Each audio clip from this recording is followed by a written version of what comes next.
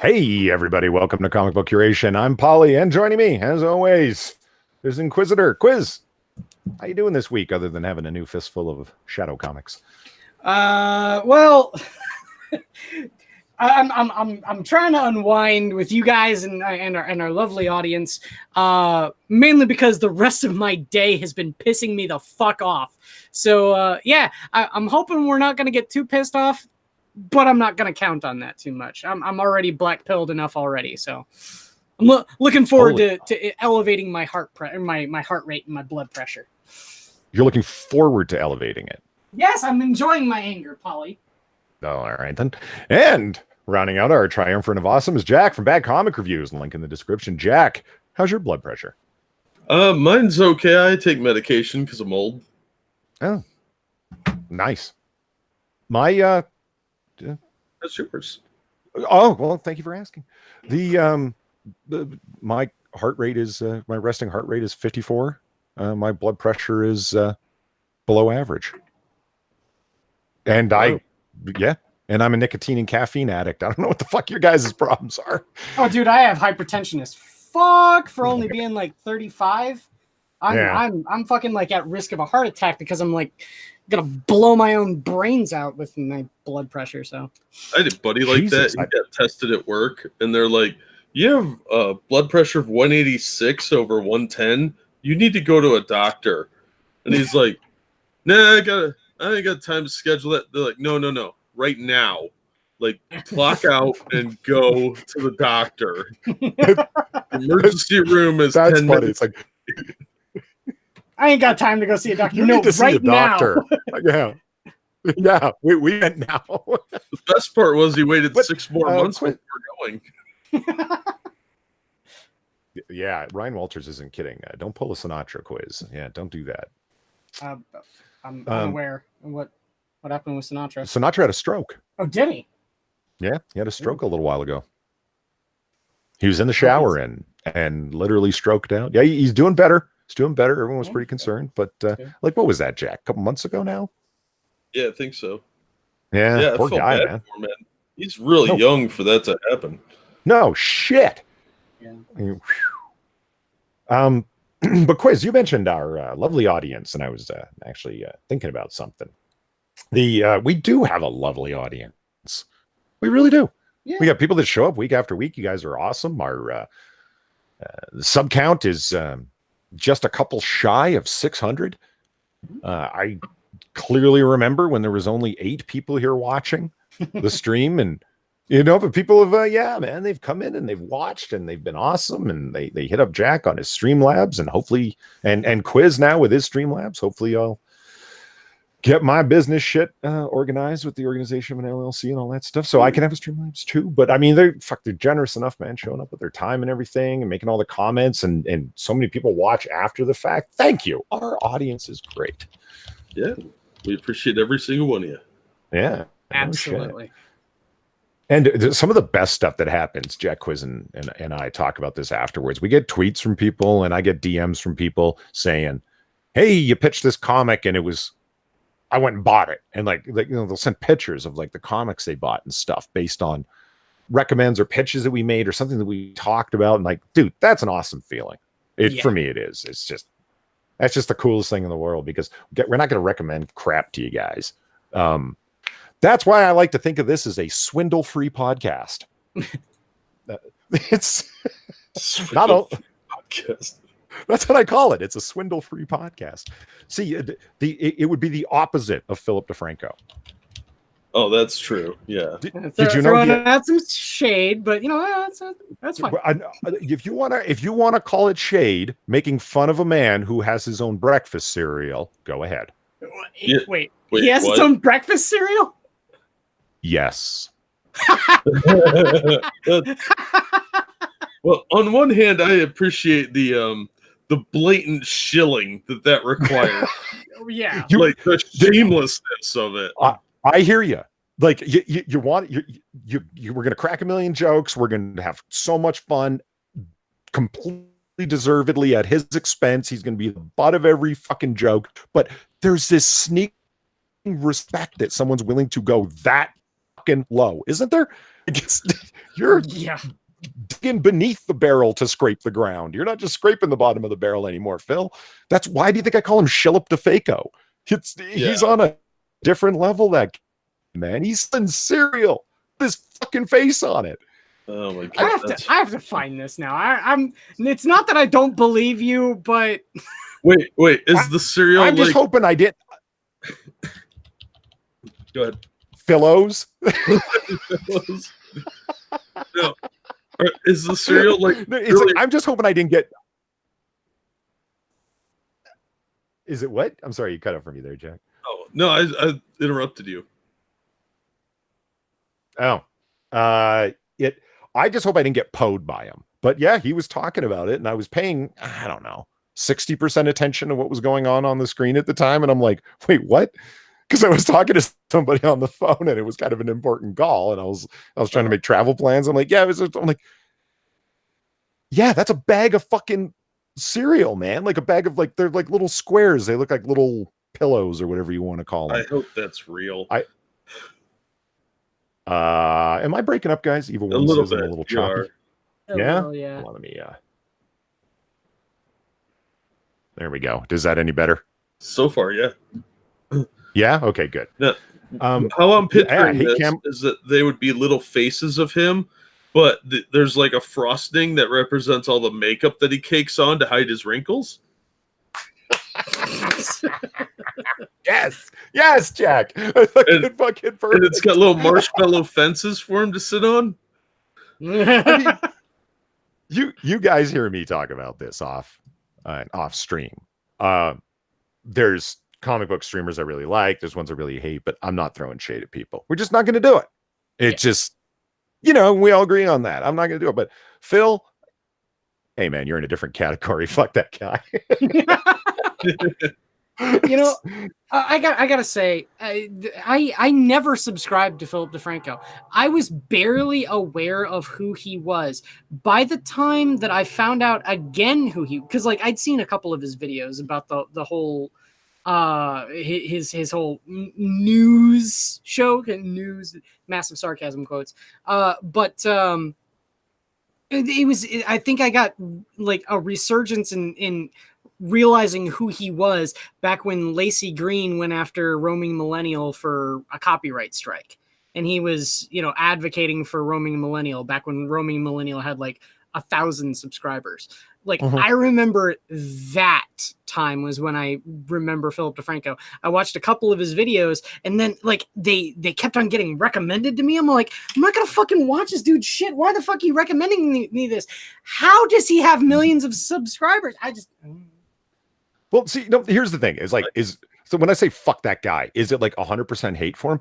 No, because let's say Philip DeFranco called me up and said, hey, nobody, guy with the microscopic channel, what the fuck's your problem? I would tell to him straight. I'd say, hey, look, Phil, here's the things I really dig about your show, and here's the things that I don't. And unfortunately, the latter outshines the former. That's the rough truth of it, man. You shill way too much. Everybody talks about it. I understand you're running a business, but you take it to the next level. And on top of which, your hot takes need to be reined in because they ain't that hot. You know what I mean? It's like, here's my opinion on it. And I'm not saying you can't have an opinion, but you act like you're a centrist and you're anything but. So that's my call. It's like, dude, the bad things about you annoy people so bad that it outshines all the good stuff that you do. Yeah. That's my call on them. And I got another reason our chat is awesome. There's a bunch of Hate Camel came up with the same joke I did of Philos, because why wouldn't you just why wouldn't you just sell Cheerios and call them Philos? I mean, that's the easiest way to go, right? The whole center is his lack of opinion. I love Jag's idea because they wears looks like kind of like little rounded pillows that's the shape, and they're frosted on one side for all the makeup he cakes on. So who is it that called them Frosted Phils? That was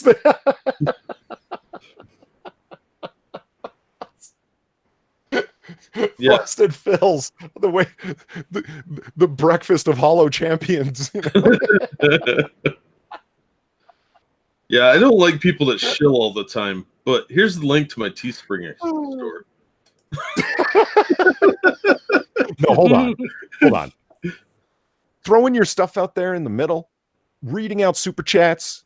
I mean, obviously his channel isn't monetized. We're just shy of 600 subs. So, you got to be at a minimum of 1,000 to even pull that off. Thanks to our awesome viewers. We're well over the minutes of viewership required. We've I did the math on a curiosity, 16 or 17 times the amounts of minute views that we need for monetization. Yeah, because Nice. our fans are awesome, man. Our retention rate is insane. People show up and keep listening, and it's like, I can't put up with me that long. How the hell do you guys do it? Well, I think it's the fact that we are genuine, whereas someone like Philip DeFranco has to sit there and struggle for finding things to talk about, or has to have a team to get things to talk about. We're just bullshitting, and I think it's the force of our personality. I would like to think it's that. It's the force of our personality. Force of our personality. The reason so what? You got super chats, you read them out because your fans are generous enough to hit you up with a little bit of money, as you know, and you read it. That's cool. That's not shilling. Reading out Streamlabs as you do, Jack, that's not shilling. Or you quiz, that's not shilling. Cutting in the middle of your show to Jack, this ain't happening on Comic Book Curation. Something like this, okay? It's like, and Today in Comics is brought to you by Phillows. We're gonna blah blah blah. Start your day right. Don't you want to be a fake celebrity like me? Taste this hollow crap. The cereal, when you bite into it, explodes into a powder puff of soy nothing, much like watching my show. Thank you, Phillows. Priscilla just said, when you're done, you still feel empty inside. And even one had a good name. It would be Philly D. Ooshes. Philly D. Oh, fuck. Across the glass. Philly D's. Feeling down? Just eat a D. And of all potatoes, is sometimes I just put this on in the background while gaming for a few hours. Yeah, I hear you. There's a bunch of streams, the comic streamers that I dig the most. That's what I'm doing. I'm listening to them in the background while I'm doing stuff because it's interesting enough to hold my attention. BG, on the other hand, says it's you guys. He's just putting up with me. You guys are what he comes here for. So, it's fine. It's fine. He allows me on a stream half the time. So, really? I gotta come back this week? Sweet. Even when Philly dildos. Yeah, well. So, today's stream is called Zendaya is Not Mary Jane Watson. You know why? Because she's not. That's right. Yeah. I felt like being just matter of fact about it today. I thought, what's a clever way that I can say this? What's a joke that I can... No, just look. She ain't Mary Jane Watson. And it's like, whoa, no one's saying she is. She's Michelle. Well, I really think she should be Maria Juarez, but that's, whatever. The games that get played where it's like she's not Mary Jane, but we are going to call her MJ, and now she's got red hair and all this. Well, we're going to get into that later before I get fucking angry, because I want to start with some fun stuff before we get into the annoyance around Zendaya. But there's today's thumbnail if you haven't already seen it on Twitter. And this is my giant bag of middle fingers towards the people that are talking about how awesome Zendaya is. Zendaya. I don't give a fuck. Her name is Zendaya Coleman. That's her name. Zendaya Coleman. You're not fucking Cher. You shouldn't even call him Cher by a single name. Stop trying to sound like a one-woman vortex of personality. I'm Beyonce. I'm Zendaya. No, you're Zendaya Coleman. And you are not this stunning redhead right here. You're not her. That's why people are angry at you. That's why people are angry at everyone who's saying that you are. The comparison's ridiculous. Mary Jane is a beautiful, warm-hearted person that people have adored and loved for decades. You're fucking with her. That's why they're angry. And so this is my version of a middle finger towards people that are fucking with her like that. So yeah, there we go. I sense some rage, but I love that thumbnail. Yeah, it worked out pretty well. Inquisitor's the one who brought this picture to my attention and sent it to me in Discord, was it? Yes. I think. I'll say Yeah. I regularly go to 4chan's ACO, which is adult comics. Oh my god. And they have regular cheesecake threads. So I save all of the ones that can be put out on YouTube and just inundate Polly's Discord with them. I'm okay with this. Yeah. Yeah, it's not a bad thing. I don't mind it at all. You know, a weird thing is going on. A lot of people are talking about it, and I finally got the notification that everyone's been talking about. This is a on-air hangout, and it's live. Hangouts on Air is going away later this year for a quick streaming. Try this. So no more Google Hangouts, guys, for streams like what you're currently watching us on right now. It's going away, but it's okay because we're going full OBS. God damn it! Yeah, Yeah. I'm kind of I keep waiting for the day when you're gonna make the switch over, Polly. So What? I've got like assets I can help you with for doing OBS stuff. So That's an interesting conversation. We should have it, but Eve is. What?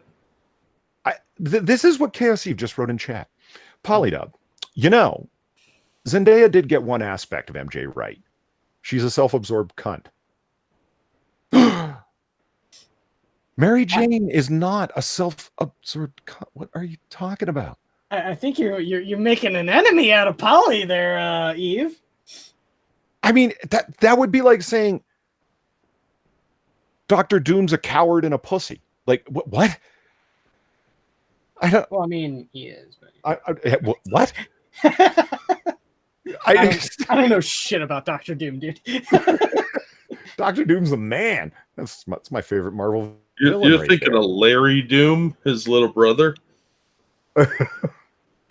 No, Eve, she ain't though. That's the thing. What the hell? What comics have you been reading? Eve's stirring up shit. Yeah, I think Eve's just poing me, man. I think that's what's going on. What is it about this fucking lately here? Twitter has just been absolutely inundated with pose. Like you cannot go anywhere without 12 people making some radical ass fucking statement. And then you go into their Twitter profile, and then it's like Poe to the 10th degree, like not even trying to hide it.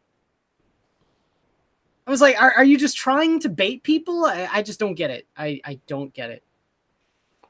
Oh, I understand what's going on now with Eve and what she's saying. She wrote she didn't even love Peter. She loves Spider-Man. So that's it. You're woefully ignorant. I thought you actually knew what you were talking about. Okay, well, that's...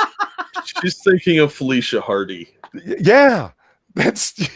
You got the wrong... Felicia Hardy? Absolutely. Who's the black cat, for those who don't know. Yeah, you're absolutely right. No, Mary Jane was scared of Spider-Man and was freaked out when she found out the man she loved, Peter Parker, was in fact Spider-Man. He wanted to do all sorts of weird sex stuff on the ceiling.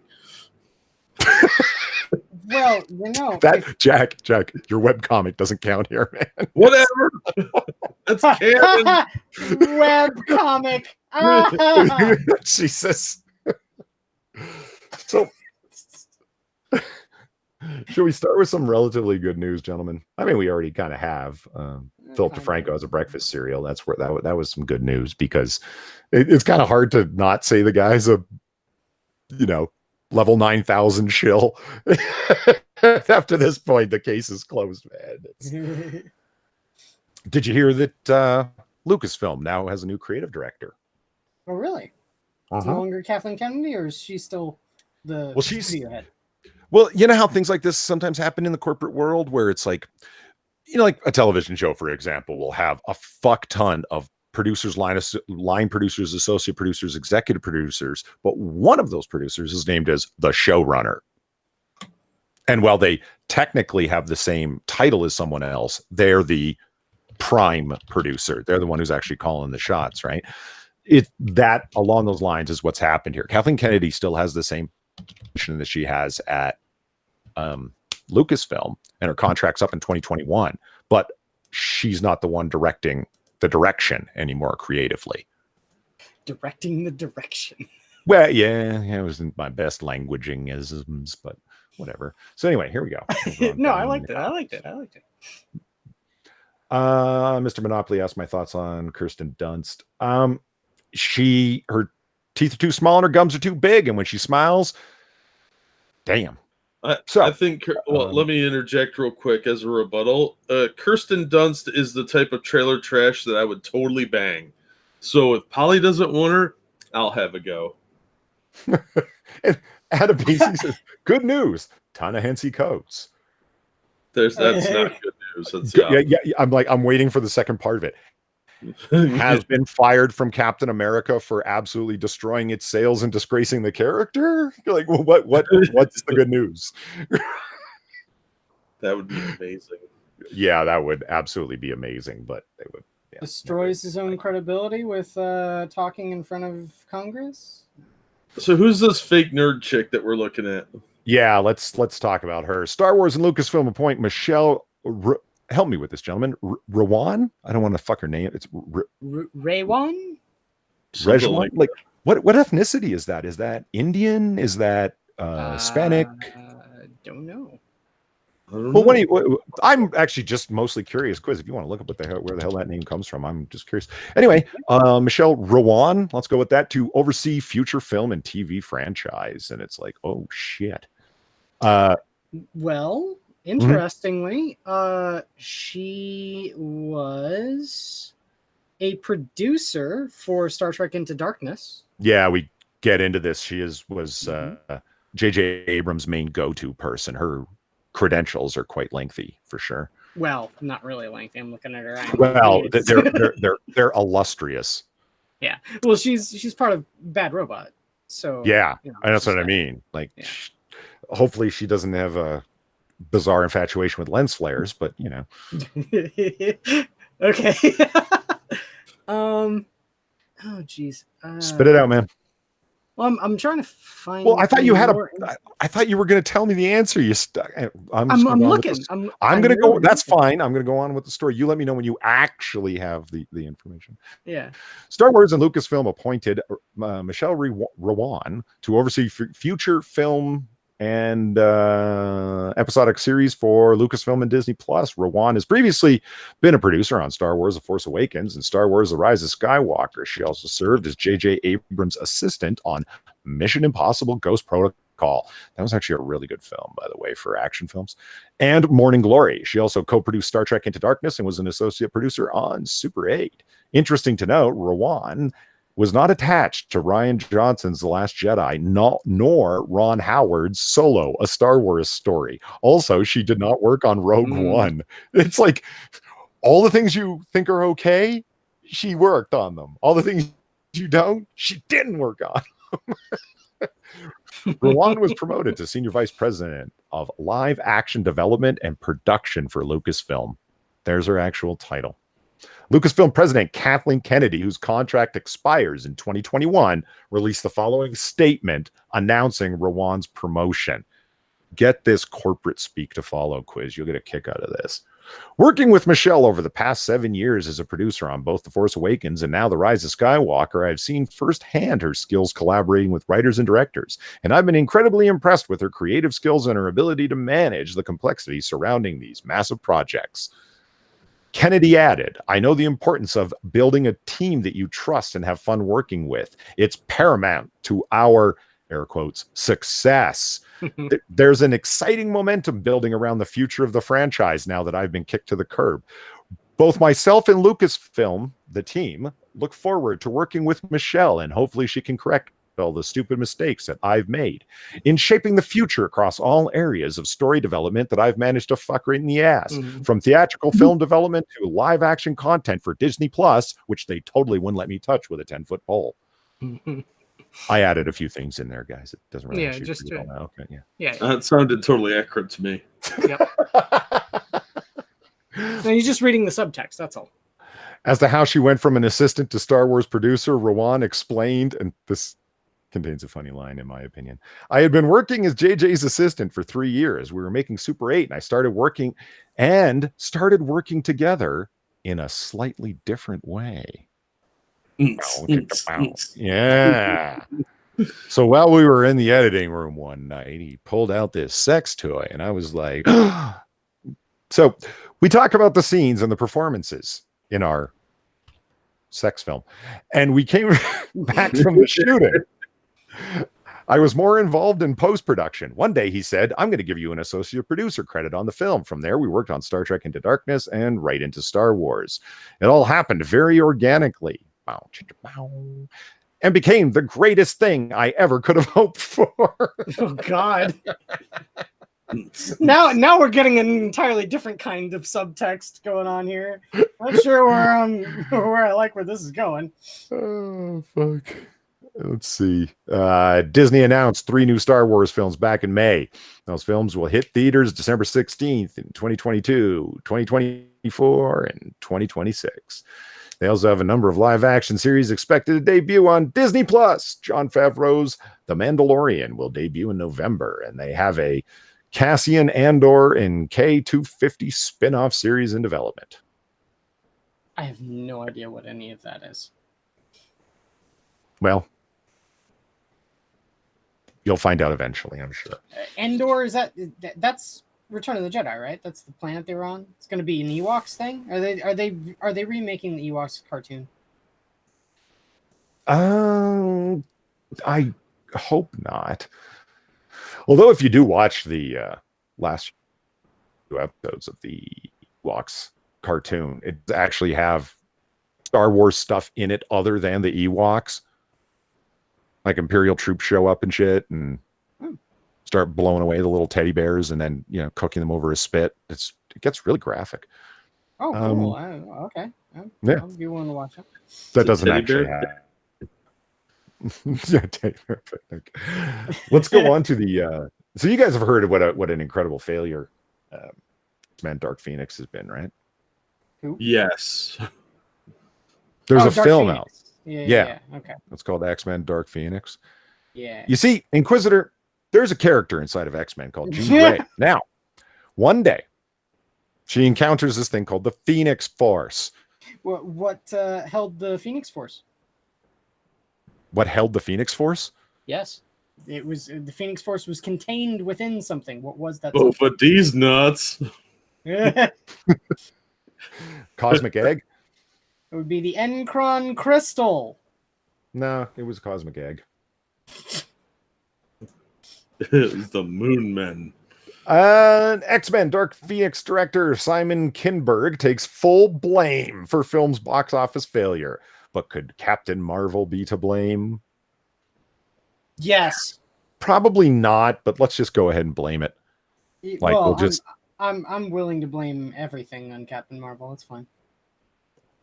X-Men Dark Phoenix director Simon Kinberg accepted full blame for the film's box office failure, but could Captain Marvel be to blame? Guys, everybody, every online service has got to stop doing this. Slightly repeating your headline as the first line of your story.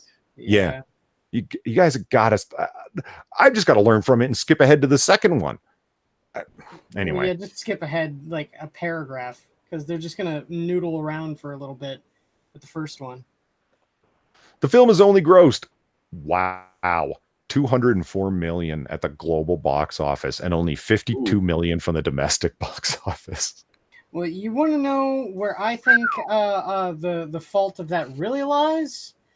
And I say people aren't going to like this, but Jennifer Lawrence. Lawrence. Oh, sorry.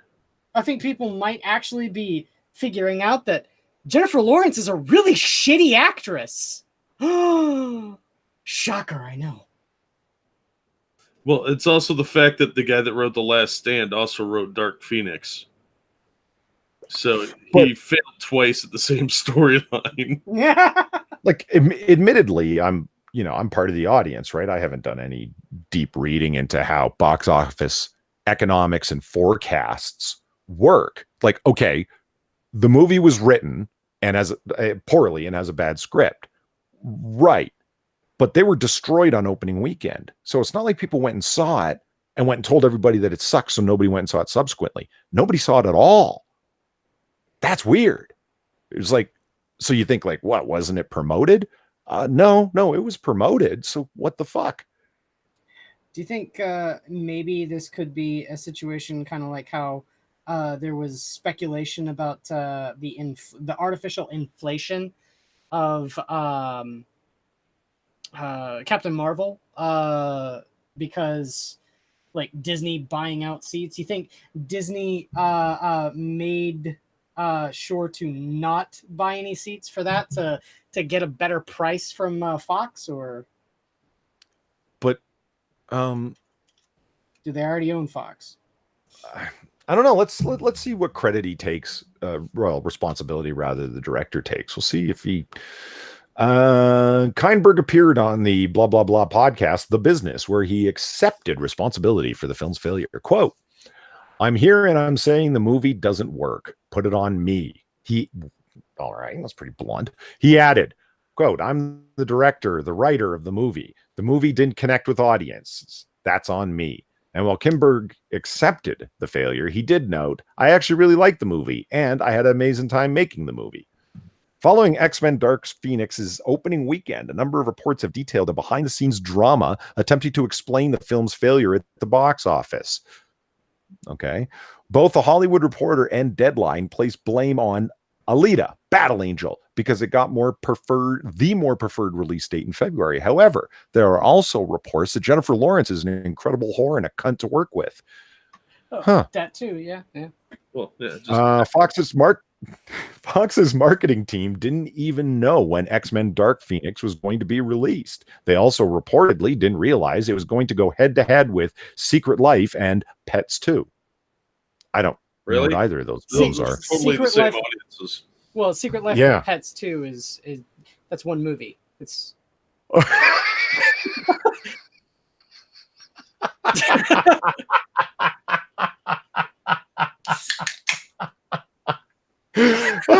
fuck, that was great. I and until you said that, I thought there was a film called Secret Life and one called Pets 2, and you could have convinced me because when you said Secret Life, I was like, what is that, like the new movie with Steve Carell where he's like bicycling through a little garden or something?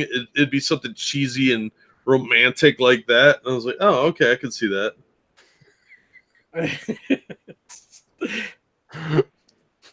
And I was actually more willing to see this fictional movie that I just created in my head than to go see Dark Phoenix.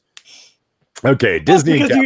You built yourself up by giving Steve Carell the top billing, you know. Well, yeah, true. However, X-Men Dark Phoenix was also caught up in the middle of the Fox and Disney deal. Here you go, Quiz. Maybe you got a point. And that deal might have radically altered the entire film. X-Men Dark Phoenix was originally supposed to be 2 films, according to Deadline. They indicate it was changed to 1 film during, quote, late pre-production. Well, anyway. It was all before you started shooting. What's the fucking problem? This change might have come when word started to spread that Disney would be acquiring Fox. Kindberg told Slash Film back in March of 2017, we're in the early stages of prep for it. The Disney and Fox rumors would really hit high gear in late 2017. Variety reported in November of 2017, reports that the 2 media companies had held talks in recent weeks sent Fox shares soaring. It's possible Disney and Kindberg and Fox changed their original plans given the deal. Not changed. Is this Trent again? Oh no, wait a minute, I misread it. It's fine. To add fuel to the speculation, Cosmic Book News reports that Disney executives were actually seen on this. Cosmic Book News. It's probably the actual website. I mean, there's a million shitty websites out there. Yeah, Cosmic Book News, it's a real thing.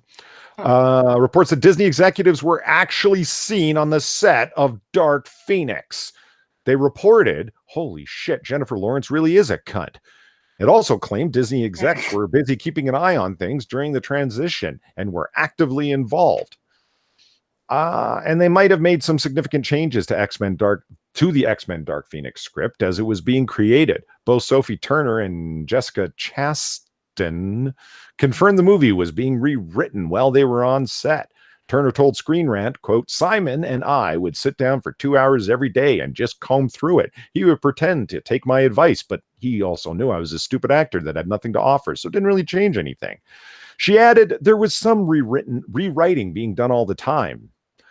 Chaston also stated, you could have a conversation and something comes up, and even then, the next morning, Simon would show up to work and say, hey, I wrote some pages that I think could be interesting for the direction that we're going. So, okay, so they're changing shit a lot. Got it. Guys, story's long, man. Sounds a lot like how Men in Black 3 came to be.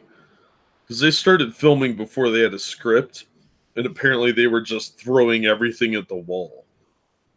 It sounds like a terrible idea. Why are these people given positions of not only power, but money?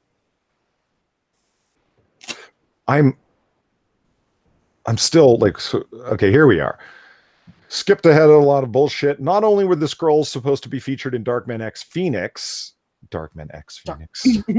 Jesus fucking Christ. Long day, huh, Polly? Dark. It has been a long day, actually. Darkman X Phoenix. Okay. Not That's only in China. Not only were the Skrulls supposed to be featured in X-Men Dark Phoenix, but the film was originally supposed to come out in theaters in November 2018, 4 months before Brie Larson's Captain Marvel. Thus, moviegoers were already sick of self-obsessed whores and had no time for Jennifer Lawrence. Sophie Turner is Grey fighting the shape-shifting Skrull aliens before they saw the cosmic-powered bitch that is Brie Larson as Captain Marvel fighting the Skrulls in the Kree. Fox would eventually push X-Men Dark Phoenix to a February release date where it would have come out a month ahead of Captain Marvel, which they should have done because fuck you, Captain Marvel. However, the release date was changed just days later in June. Not only was the film pushed back twice, but Kinberg also detailed the film underwent extensive reshoots in order to change the third act. A third act that was reportedly extremely similar to Captain Marvel's. God, your film wasn't bad enough. You wanted it to look like that? The third act is just Captain Marvel flying around and I'm just a girl in the world. Does it have Dark Phoenix, Jennifer, J-Law, beating up people that I'm just a girl? I'm just wondering, Yeah, well, I mean, like her coming out as like the super powerhouse coming into her own, all of the bad men telling her she's nothing in her life, and then all of a sudden she runs into a bunch of people that tell her she's the awesomest thing ever, and then she proves them all right by being super awesome. Like that was the third act. Who was that going to happen to in Dark Phoenix? To Jean Grey or to what's her name? Jennifer Lawrence's character, Blue Bitch, Mystique. Well, I don't know, but I'm excited for Darkman 10 X Phoenix. Because that would be a way better movie than this one. Even if they filmed it in Toronto with a handy cam from 1998. Wow. Wasn't Liam Neeson Darkman? Yeah. Bruce Campbell was in that movie too. Was he really? Mm-hmm. Final scene of the movie. There's Campbell's a crowd awesome. scene. Yeah, there's a crowd scene, and while there's some narration going, and the guy that turns and looks back at the camera, that's Bruce Campbell.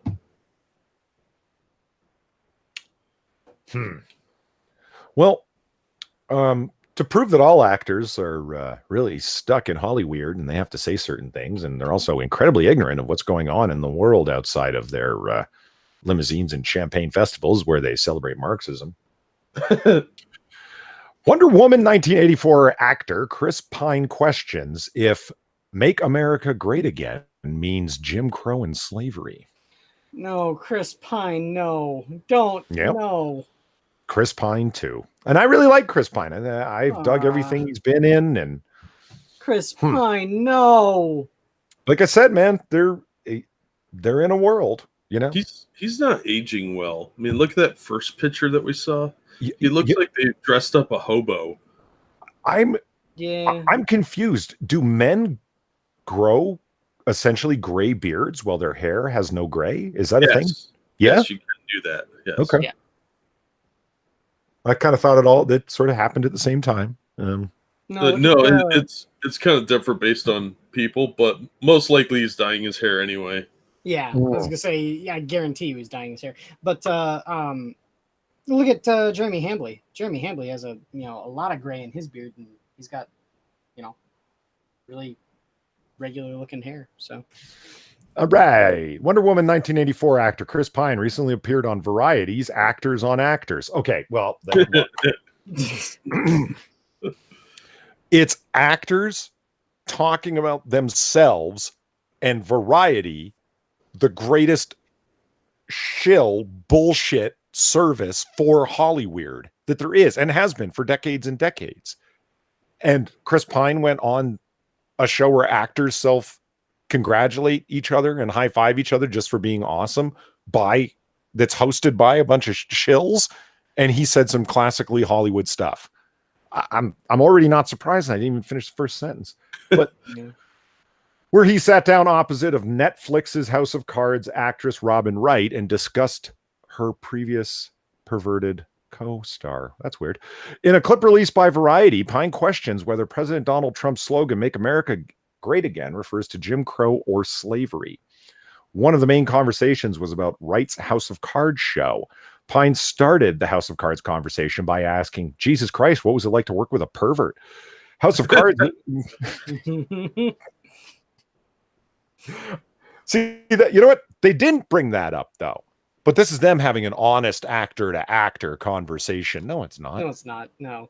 It's like I realize that we're all a bunch of pedophiles here. At least we have the reputation for being so in Hollywood. What's it like to have worked with somebody who was actually like that? Hey, don't you feel weird having your co-star on House of Cards now being accused of the very thing that we're all supposed to be stereotypically? How do you live down that shame? I mean, there would be an honest, hard question for one actor to ask another. Yeah, good luck with that ever happening. Right? It's like, why is it that we're so awesome, but Donald Trump is so drumpf? Am I right? Like, that's their hardball, you know? Anyway. Seems like a softball. House of Cards is obviously so reflective of the political world in which we live. Is it hard to live in that space for 4 to 7 months a year? Wright responded, quote, in the beginning, it was actually hard to face. Oh God, this is reality. We're actually doing reality, not just entertainment. Yeah, that show is so realistic. The way the senator was having people killed and shit. Yeah, Chuck Schumer's got a hit list. And it was so symptomatic of the culture we live in to make this kind of template. It was very realistic because when you're in Hollywood, you're absolutely surrounded by creepy rapist pedophiles. Huh. It's interesting they're being that honest. Yeah. Well, they usually form a circle around you. Yeah. And we weren't too far off. It was so predictive if you think about it. Remember, we were shooting that stuff a year before. Later in the conversation would bring up the idea that you hear in conspiracy circles that corporations are running the world. In the final season, it's not all that skull and bonesy. It's actually just, Wright responds, it's the business, she adds. But I think it's how Hollywood, I think that's how it's always worked. Maybe in every country. It is this theory of let's do a little bit of bad and get a little bit of good done. Like in Venezuela. Yeah. That's when Pine would delve into the idea of Make America Great Again. In the clip, Pine begins, quote, this is, I'm sure, maybe too political for this, but I always think that this idea of Make America Great Again, Wright interjects, didn't steal that from Reagan. Didn't he steal that from Reagan anyway? Pine continues, but I also too, what period of history are we talking about? Jim Crow, slavery, plantation masters? I'm not quite sure. This is not to hate on the country in which I live, which I love dearly, obviously, but we've had problems forever and ever and ever. And whether we look, if we are in the shade or the light. What? It's whether we look, if we are in the shade or the light. Is that a like an actual accurate direct quote? If we are in the shade or the light? I think he's saying, I don't know if we're in the shade or in the light. Oh, yeah. I guess if you said it's whether we look, I don't know if we are in the shade or the light. Yeah. Okay. Well, they don't have the no. I You don't. know, but he was probably talking, and his, when you're thinking and you're trying to think of what to say and you skip words, I don't know. Like he's saying, like, if we're in the shade or in the light, something like that. He's talking off the top of his head, and he's missing linguistics in between. See, it's and of course, as you can see, blue check variety, right? They have Chris Pine on talking to this other actor from House of Cards. And what do they tweet out from this whole, I don't know, it was probably like an hour-long program. What did they tweet out from it? Chris Pine weighs in on Make America Great Again. What period of history are we talking about? Jim Crow, slavery, plantation masters? Okay, you know what?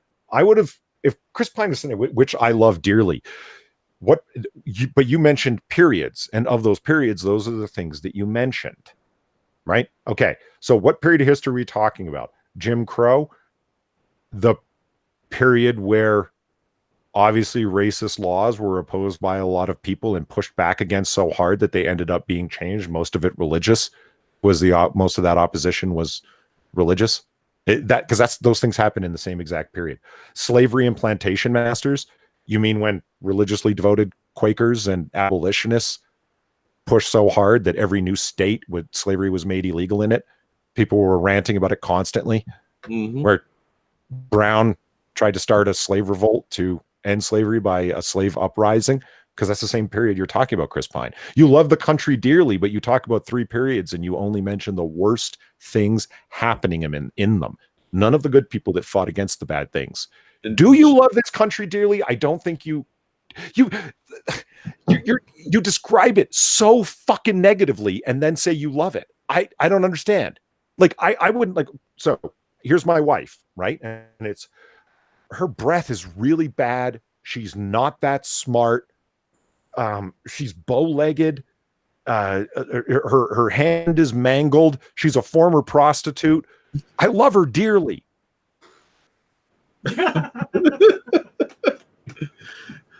Well, I think a lot of the misconceptions. Sorry, go ahead, Jack. I don't know how to follow that up. I mean, she's got a club foot. She's partly retarded, but I love her dearly. But I mean, let's say that those things were true, like those realities were true. If you loved that woman, you wouldn't say those things. You would say, I'm enchanted by her eyes. She has the warmest heart. She's a great mother to our children. That's what you would say. You wouldn't say she's a former whore and her body's all fucked up and her face is screwed and she smells bad. Like, did you understand what I'm saying? Like, you don't talk like somebody who loves something when you list all of the bad things that you can think about. And in those very same periods, don't mention any of the oppositional forces that ended up destroying all of those bad things that you named. Well, it's not only that. It's like, there's this tendency to dwell on those things, to dwell on Jim Crow and slavery. You do know that those have ended, right? People can sit there and say, well, racism isn't over. You're right. Racism is not over. There absolutely are racists.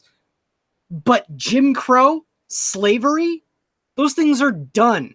Legally, they're abolished. They're gone. Why? Because there were plenty of people that came out and said these are wrong and had them changed. That's what makes America great, is the fact that we can realize that these things are wrong and make corrective actions. Plus, Jim Crow didn't affect the whole country. It was mostly in the South. Yeah. There was no segregation in my state. There was no official segregation anywhere in Ohio. Mm-hmm. So I don't know what he's talking about. The northern states didn't impose those laws. It was instituted by angry politicians who wanted to get even because they lost the war. Yeah. Democrats, by the way. who also founded the Klan. I just can we talk about that? Well, you say you're a member of the Democratic Party, Chris Pine, or that's who you vote for. What period are we talking about here? The Klan? Segregation? When the Dixiecrats were trying to start white citizens groups? No, that's obviously not what he's talking about. That's obviously not what MAGA supporters are talking about either.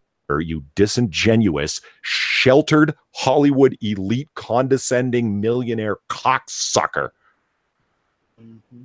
It's disappointing that Chris Pine were to fall for this so easily. But this audience is everything. Mm-hmm. I remember way back in the day, one of KRS-One's albums, don't worry about it, hip hop guy, okay? He had this clip talking about how important it is. It doesn't matter how important it is to have people that agree with you, or you can't make anything happen. Like you trying to accomplish things as an individual can't make things happen. You know what I mean? He was talking about the context of situations. He goes, think about for a second Martin Luther King preaching in the middle of the racist South, surrounded by a bunch of racists for saying the things that he said he'd be lynched. Yeah. Take that same man saying those same things, put him on the steps of the Lincoln Memorial, surrounded by people who agree with him, and he's cheered. Take George Washington, put him in the middle of England, speaking about separation. What's going to happen? He'll be tarred and feathered and run out of town. Put him in the middle of the colonies where everyone is oppressed by British parliamentary laws, and they're all going to agree with him and make him a general. My point in that being, that's what came to mind. My point in that being, put Chris Pine not surrounded by a bunch of Hollywood elites who agree with him. Now say those things, Chris. I doubt he would. I think when you're constantly surrounded by people like that, it encourages you to think that way. And there's a feedback loop where you go further and further and further into it. Go into the middle of Ohio, really important in U.S. presidential elections, and talk that way when there's a mixed crowd of different people with different political thoughts, or in New Hampshire that's so politically volatile. People switch parties there all the time. Say those same things and see how well they go over, Chris. Only when you're surrounded by your Hollywood champagne socialist friends can you get away with shit like that. Only when Variety is cheering you on can you get away with no one challenging you on this bullshit. Well, they don't want to talk to the plebs. That's Variety, yeah. Variety doesn't want to talk to the plebs either. The dirty poor. Ugh. Yeah. Now, I have a theory about this too. I wonder if the people who they're writing the names, the coattails of these sort of people who write articles for Variety, if they aren't in some way leading or putting these sorts of words in these people's mouths to shame or influence the more gullible people, the people that actually listen to celebrities' opinions and take them as some sort of divine providence or some sort of way to live their life, right? If they don't, if these people who listen to these to what Chris Pine thinks about Drumpf, right, and are influenced by that, if they aren't being somehow misled, like by these sorts of things, like taking him out of context or leading the question, I wonder if these people actually do have these sort of strong thoughts and feelings about these sorts of things, or if they are completely misinformed and are just kind of rolling with the question and are being led by these sorts of people with an agenda. Yeah, there's no way to know. I mean, we're getting kind of off of comics. Obviously, we're talking about Chris Pine because he's in Star Trek and he's in Wonder Woman, the first one, and I'm actually still really looking forward to Wonder Woman 1984. So I think it's the first film was really good. It was a lot of fun. Shit, I'm really hoping for that for number 2. I don't know how Chris Pine's going to be in Wonder Woman 1984. Like, are they going to have him in old man makeup, or did he leap forward to the future? You see what? You understand what I'm saying? It's going to be he died. Well, spoiler. No, I think. gonna be a descendant. Oh, you yeah, think so? Yeah. Okay. could be. Yeah. Okay. I was gonna say, Ryan 'cause, yeah, Walters, I thought Steve Trevor died at the end of Wonder Woman. I mean, we're talking. Just hold on for a second. I just said, well, I know this isn't this is a comic book stream, and here's why: because this actor's really into this, and he talks about how he read comics as a kid and he really enjoyed them because I think a lot of actors are really like escaping into worlds of imagination, and one of those worlds for me as a kid was comic books and stuff like that. So that's why he loves being in these films, and of course he played Captain Kirk and did so very, very well. Not an easy thing to do, doing some stupid, stilted impression of Shatner. Like he didn't do that. He just played him real well. So I dig him. And I agree with you, Quiz. It's just kind of like, Chris Pine, you too. Yeah. But can you even really get along as a Hollywood actor unless you have an incredibly established, legendary career with saying anything other than towing the line? Clint Eastwood can, but he's fucking Eastwood. Yeah. You see what I'm saying? Like it would kind of be an end to your thing. Like who is it that said it? Yeah, put Chris Pine in the middle of a Hotep rally, and it's like, yeah, have him talk to some Hebrew Israelites. Oh, I support the POCs and what they're doing. Yeah, listen, have the Hebrew Israelites hurl some racist shit at you for 20 minutes or a half hour and see how you feel about it after that. And it's like, wow, it's really more about how people are than the race-based bullshit, isn't it? Yeah. And then Pop-Tart for some reason brings up the meth squirrel. I mean, Somebody mentioned it earlier. I thought that I was the one that was off topic. No, Amanda Winter started that. Oh, really? Good job, Amanda Winter. The squirrel lives in my house. You heard about that, right, Quiz? I've heard about the squirrel running roughshod through Jack's walls. Yes. No, somebody was feeding meth to a squirrel to try and create an attack squirrel. What? we'll leave that for Monkey to handle on Monkey in the Morning. But yeah, that's what was going on. Yeah. What? Yeah, Nicholas DeLay was the one who said that the Hoteps are black conservatives. No, I know who Hoteps are. Yeah, I get it. Older, wiser guys who think that black conservatives. Bill Cosby was often called a Hotep before his whole reputation went straight south. Yeah. So let's talk about some fun stuff for a second, because today is New Comic Book Day. Did anyone go to the comic book shop today? I did. Yeah, did you? Yeah. Did you get anything fun? Oh, yeah. Got Cool. some great stuff. What'd you get? Well, one of them I'm going to pitch. So I'm Okay. Yeah, you can totally leave that one out, of course. But I picked up Guardians of the Galaxy. I got Carson Venus, Warlord of Mars crossover issue 1. Afterburn. What else did I got? I picked up an old Green Lantern and Teenage Mutant Ninja Turtles Urban Legends. I don't have the stack in front of me, so a bunch of other stuff. I blew like $50. It was a good time. Did you? Yeah. I was like, I don't need to eat this week.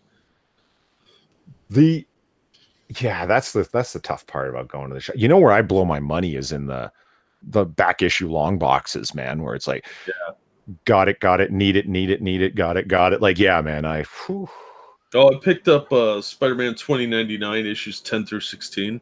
Really? Yeah. Nice. You didn't, like, I've got the full run. You didn't own them before?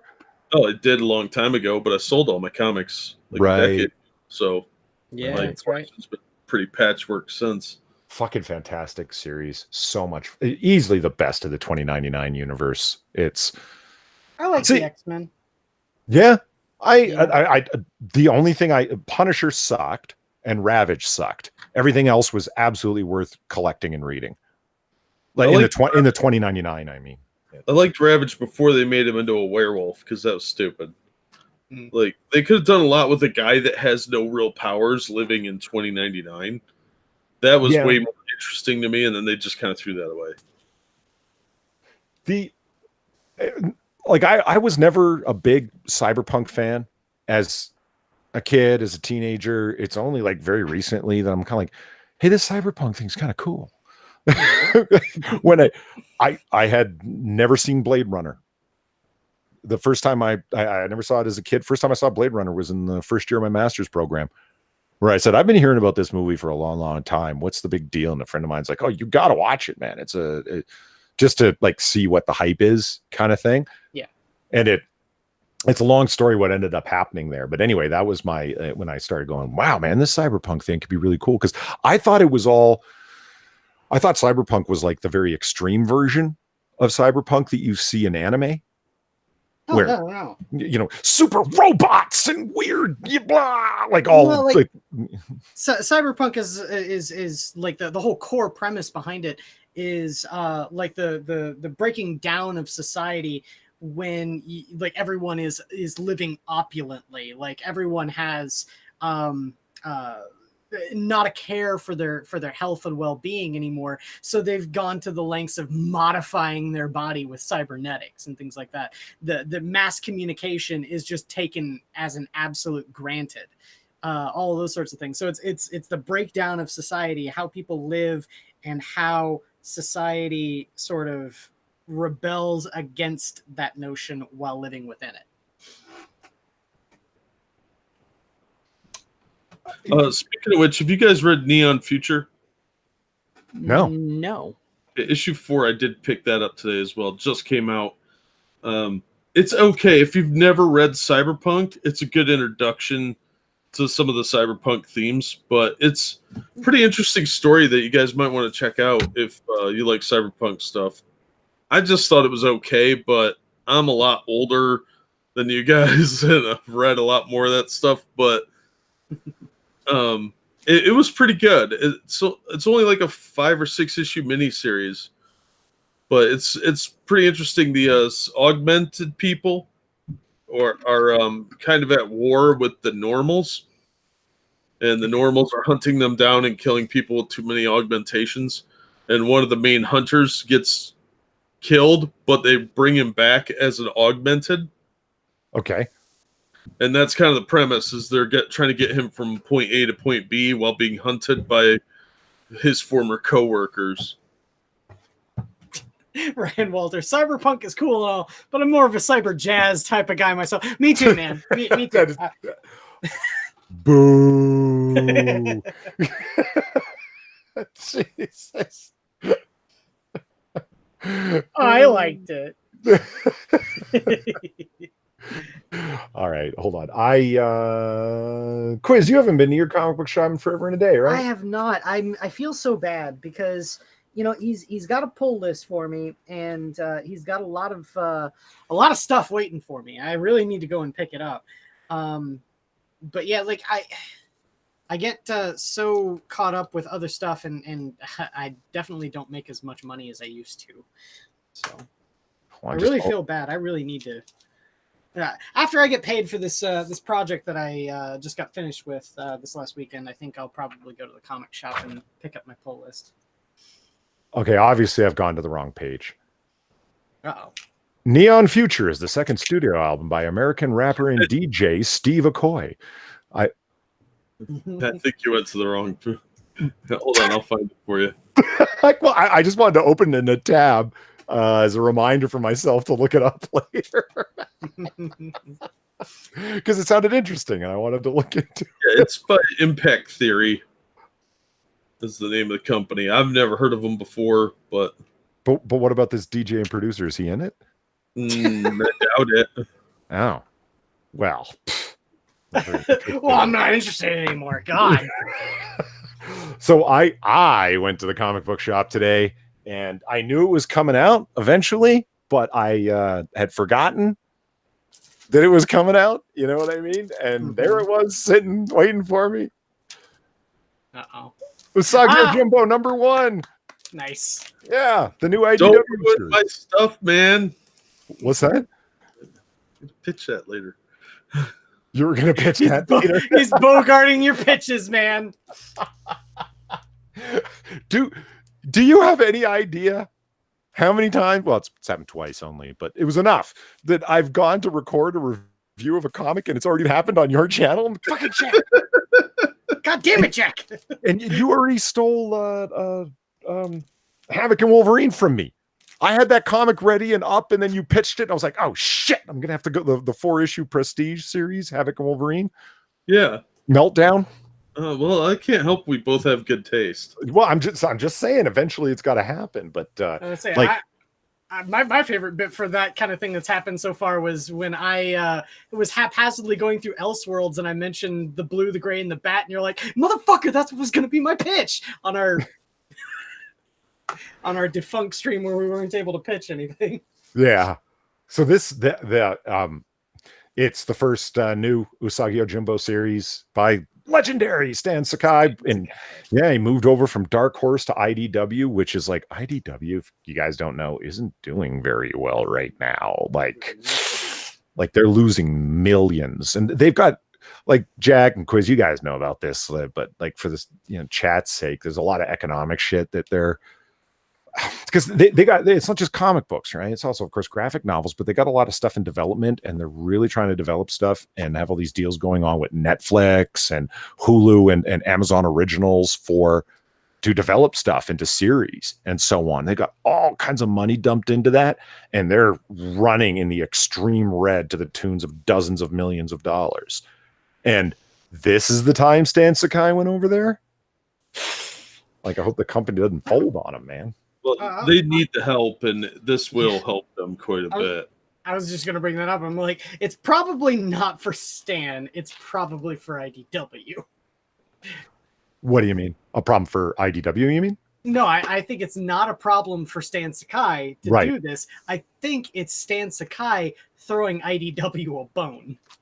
Yeah, because I mean, Stan Sakai is one of those few guys that's in that really cool, unique position where it's like, I don't have a huge audience, but I've got a guaranteed core audience. You know what I mean? And I'm gonna sell at least X. You don't even really have to promote it. People like myself, when they know there's a new Usagi Yojimbo coming out, we're gonna fucking buy it. That sort of thing, right? Yeah. And in a different twist, they're going all color. Nice. Every single issue is going to be all color now, because it used to be black and white. For those of you who don't know, yeah. But it's Usagi Yojimbo used to be all black and white. Yep. Yeah, and they are, get this, I didn't even know about this until I got to the end of the comic. They're reissuing all of the previous Yojimbo stuff in color. Real quick, I got a donation here from Evolved Potato. Wanted to give something to Quiz, but what about Polly's otter persona is my question. What I would, okay. When Polly gets a Streamlabs open, I think Evolved, you need to immediately donate to Polly, and Polly needs to then take that money and then give it to Farzuzme to create a Usagi Yojimbo version of Polly's otter. And that'll be his channel. I've never even thought about that. To have an otter drawn in Stan Sakai's style, like to have him in the Usagi Yojimbo's world, that I would pay dearly for something like that. Alternately, know, right? He could keep the money and just ask Far to do it for free. Oh no, Far is she deserves compensation for her work. Yeah. Well, yeah, but she gets compensation by clipping out the things that he says and making videos out of them. Of course. Thank you, by the way, Evolved Potato. So yeah, I'm super excited and really, really happy that I knew it was coming, but I didn't. When I went today, I didn't expect that it was going to be there. It was on my pull list, and I'm like, oh, okay. So what do you got in here for me? And I'm like, new Usagi, because I'm a big fan of the comics, so it was, yeah. See, I forgot that it was coming out. I forgot all about it. Saw it on the stand and grabbed it, and I got the last copy right before some greasy fat kid almost got to it. I mean, I almost want, like, your Mags Visagios to be there to see something like that happen. You and a fat kid fighting over the last issue of Usagi Yojimbo. It wasn't much of a fight. I was 2 feet closer, and I'm a lot bigger than he is. Well, no, but I mean, it's just like, because she'd just be standing there going, they're fighting over some stupid comic about a samurai rabbit. Why? Because it's good, Mags, unlike the shit that you write. It's fun. It's interesting. It's well researched. It's for those of you who don't know, like, yeah, it's cute critters and all this stuff in historical Japan, but Stan Sakai goes through the trouble to do all this research into Japanese lore, and that's a big interesting part of it. This one is all about I can tell you without spoilers. I have to get a new pitch, is what you're saying. Yes. No, it's about the Banraku. Yeah. The Japanese puppetry, where they have life-size human puppets that are operated by 3 different people. And so one guy operates the one arm and another guy's operating the legs, and they're dressed in all black. There's like modern puppetry where they do that. So you kind of like, you ignore the puppeteers. They're not supposed to be there, and the mouths move and everything like that. Usagi shows up in a town where they're famous for this kind of theater, and he gets involved in all these doings in that town.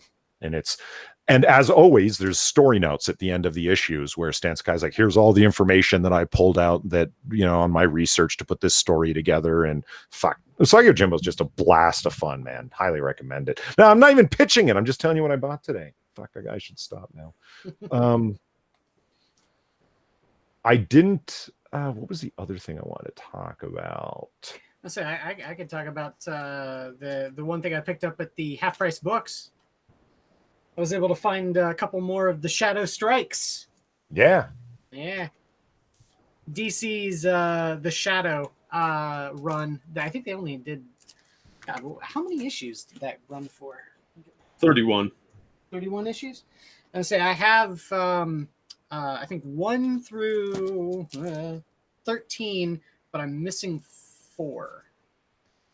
I threw a link in group chat so you could order it from a Lone Star if you're interested. Oh, okay. I love those guys. Yeah. I'm not a paid shill for them, but if they ever wanted to sponsor my channel, I would give them a great deal because I would just want store credit. Yeah, right. Speaking of which, it's, hit me up, Audible. I'll totally sponsor you. Hit me up. You mean you totally want a sponsorship from them? That's right.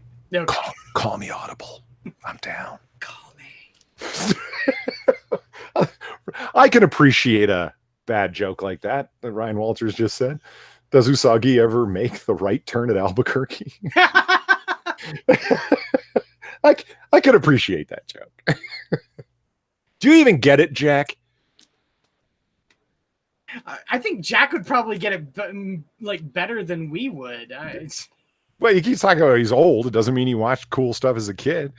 Yeah, well, he's muted right now anyway. So yeah, let's make fun of him some more. Jack doesn't know shit. I was just going through my long box here to put out or to put my comics away, but I noticed I had one thing here I'd like to show off. I love this cover.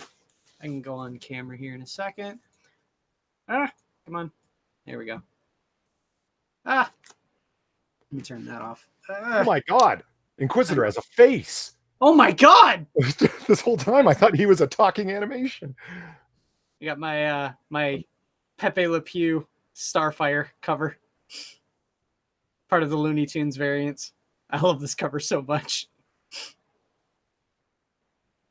But yeah. All right. Matt Winter says, I need to work on my whisper game. It sucks. I only do my whisper game to lovely female companion. You guys, you don't want to hear me pull my romantic whisper game out. That'd just be weird. Well, I think some of the women audience members would be okay with that. That's possible, but the guys would have to listen to it at the same time. Kind of creep them out, I would think. Yeah, I guess.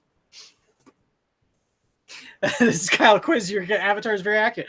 Yes, it is. Thank you very much for saying so. The great and incomparable Icy Clear on YouTube. She's a player in some of my D&D campaigns. She was the one that drew my avatar, and yeah, she it was after I'd actually gone on camera. She decided to draw my avatar and post it up, and I was like, oh my god, I love it. And then she's like, oh no you don't. I'm all like, yes I do, it's going up as my channel icon. So Yeah, definitely give Icy some love. She deserves it, and yeah, I absolutely love the icon. She's a great artist. So Johnny the- Hellcat, I have the Wile E. Coyote Sinestro crossover cover. I love that one too. That's a good one too. Yeah, I've seen that one. It is good. Yeah. Hey, you want to see some really impressive art there, Quiz? Hmm. Look at that. Huh? That's what people's faces look like. Oh God. It totally wasn't drawn on an iPad. Yeah, not at all. No. With a rubber stylus too. Is Yeah, that supposed I to mean, be Stephen Strange? Yeah, it is. Supposed to be. Yeah. That's so bad. Yeah, the art through the whole thing looks like that. What is this? This, my friend, is Captain Marvel #7. Oh God. See who the colorist is? Bond villain, yeah. Tamara Bondvillain, because of course it is. And that's a Connor cover too. Oh Yep. God. Yeah. In this story, believe it or not, Captain Marvel and Stephen Strange switch bodies. That's why you've got Carol Danvers here doing a magical spell, and he having her power fists. They switch bodies, and so it's a trans issue, I guess. It's a Freaky Friday issue. Yeah. Yeah. It's terrible. It's absolutely fucking terrible. And what kills me is that it's like they can't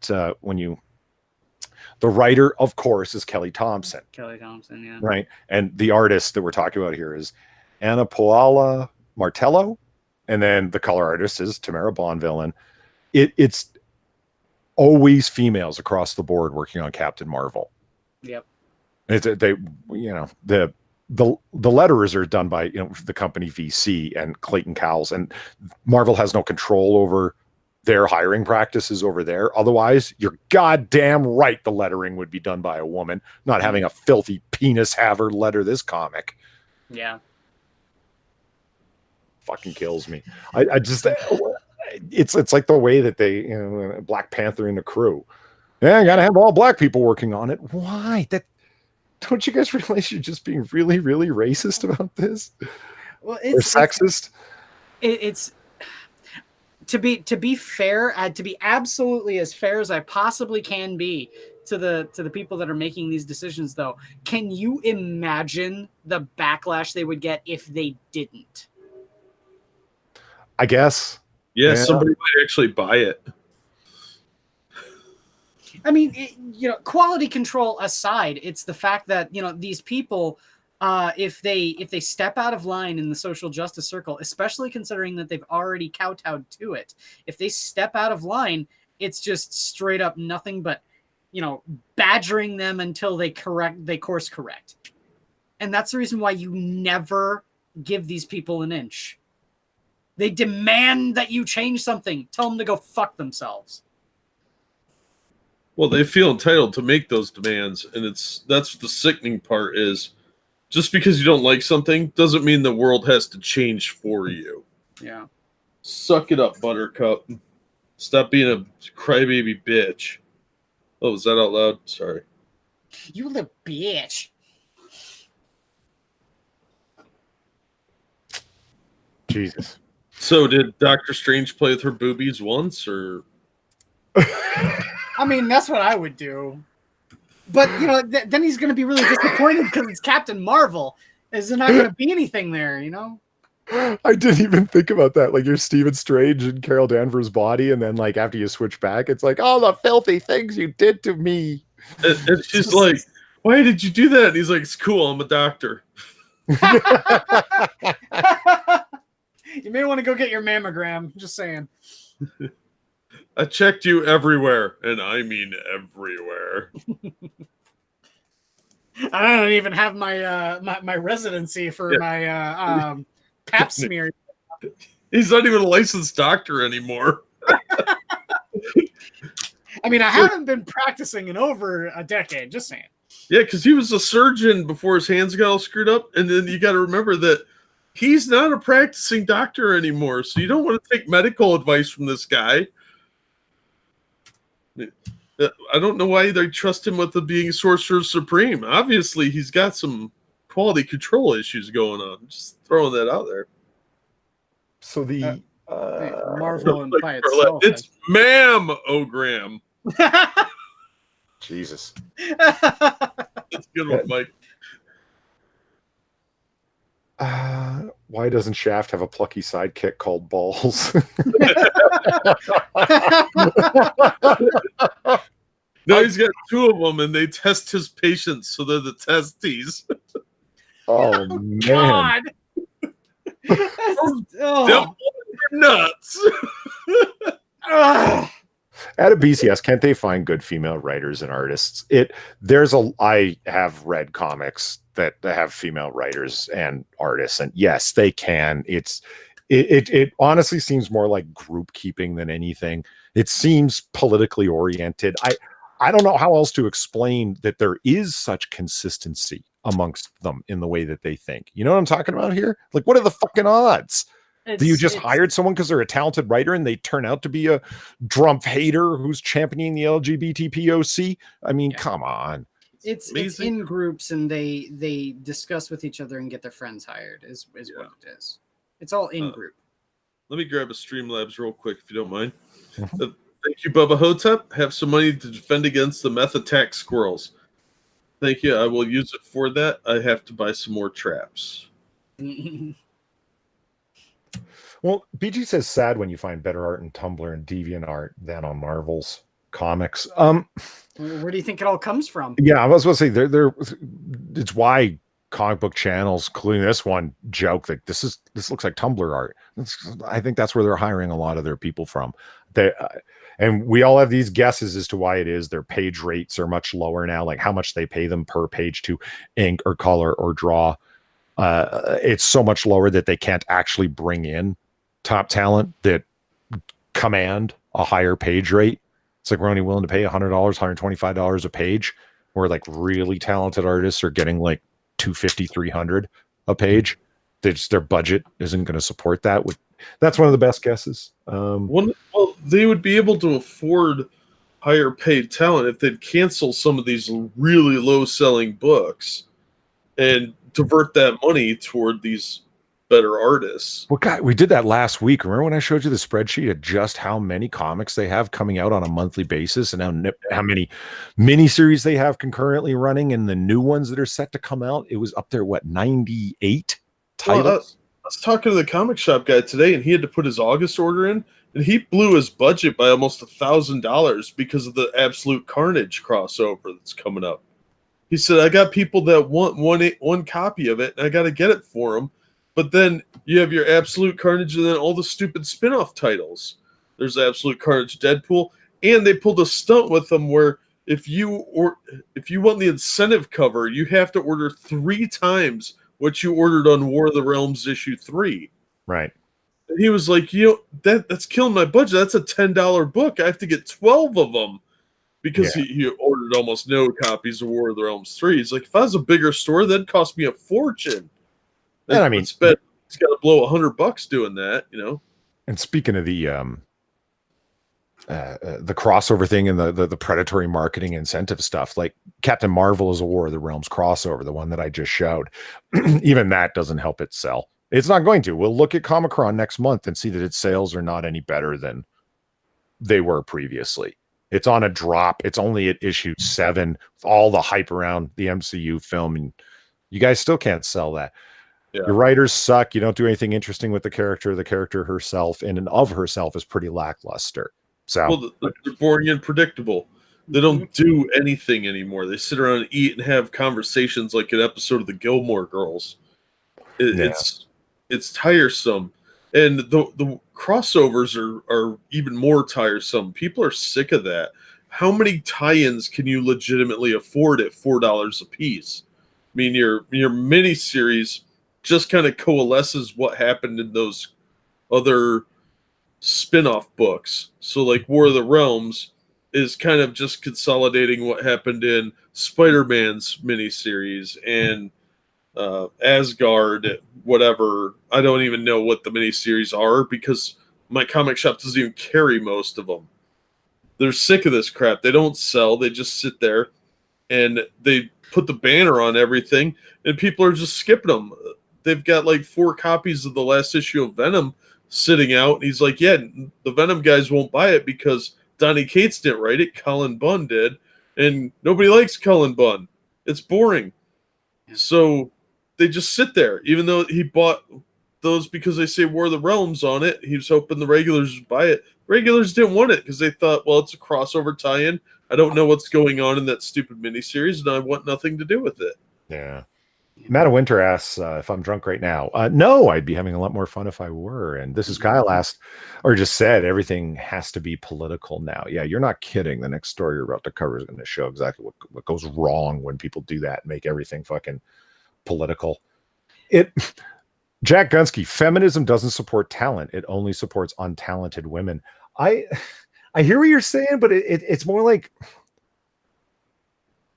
it supports women, period. Part of that story that I didn't read about, I've already forgot her name, the new creative director at Marvel or at Lucasfilm. Lucasfilm, yeah. Right? A quote that she had from a couple of years back is, I think it's a responsibility of all women in this industry to hire other women, mentor women, put them in positions of power. And wow. And there you go. If you're drawing from a small pool, that's a pool that's small to begin with, and you're drawing from it specifically because they're women and you think it's your obligation to do that, you're going to end up pulling less talented people than there are otherwise. Like there are programs that are like that at every university where less women apply to those programs because there isn't the interest, generally speaking, amongst the female demographic as there is amongst the male demographic. So you'll get 1,000 applications from males and you'll get 200 applications from women, demonstrating the amount of interest in that program, but they will accept equal amounts. What does that tell you? You have a lot easier time to get in if you're a woman, which they're only accepting the top 3% of men, but they're accepting the top 20% of women because the group is smaller. And I think that's why you see more, quote, untalented women. It's a smaller group that's coming in and they're hiring them specifically because of that they're women. Well, also, it lends credence to my example about it being in group too, because when you comparatively, if you have 2 people that are gunning for a position and one of them, or they're equally qualified, but one of them is more closely aligned to your feminist belief, which one are you going to hire? Obviously, the one that's going to toe the line and think the same way you do. Jack Gunsky asked about the, how many talented whatever can feminism claim, like meaning comedians, models, artists, etc. I hear you when somebody is first and foremost identifying as a feminist and thinking themselves as a feminist and seeing everything through a feminist lens. Like, I'm a painter who paints through a feminist lens. It's like, oh, that must be some spectacular art. I mean, Jesus. Right. Well, and it depends how low you drop the bar. Yeah. Well, let's talk about something going too political, like this is Kyle said here. Before that, real quick, Frosted Glass, on top of it as ever with the with the photoshopping, Darkman X Phoenix. Nice. Wow. Let me grab a Streamlabs before we jump into this. Thank you, Evolved Potato. Wouldn't Strange still be able to use magic because his magic is about his knowledge, but Miss Marvel is not her own. It's just something her body does. Nothing special about her. That's a good point.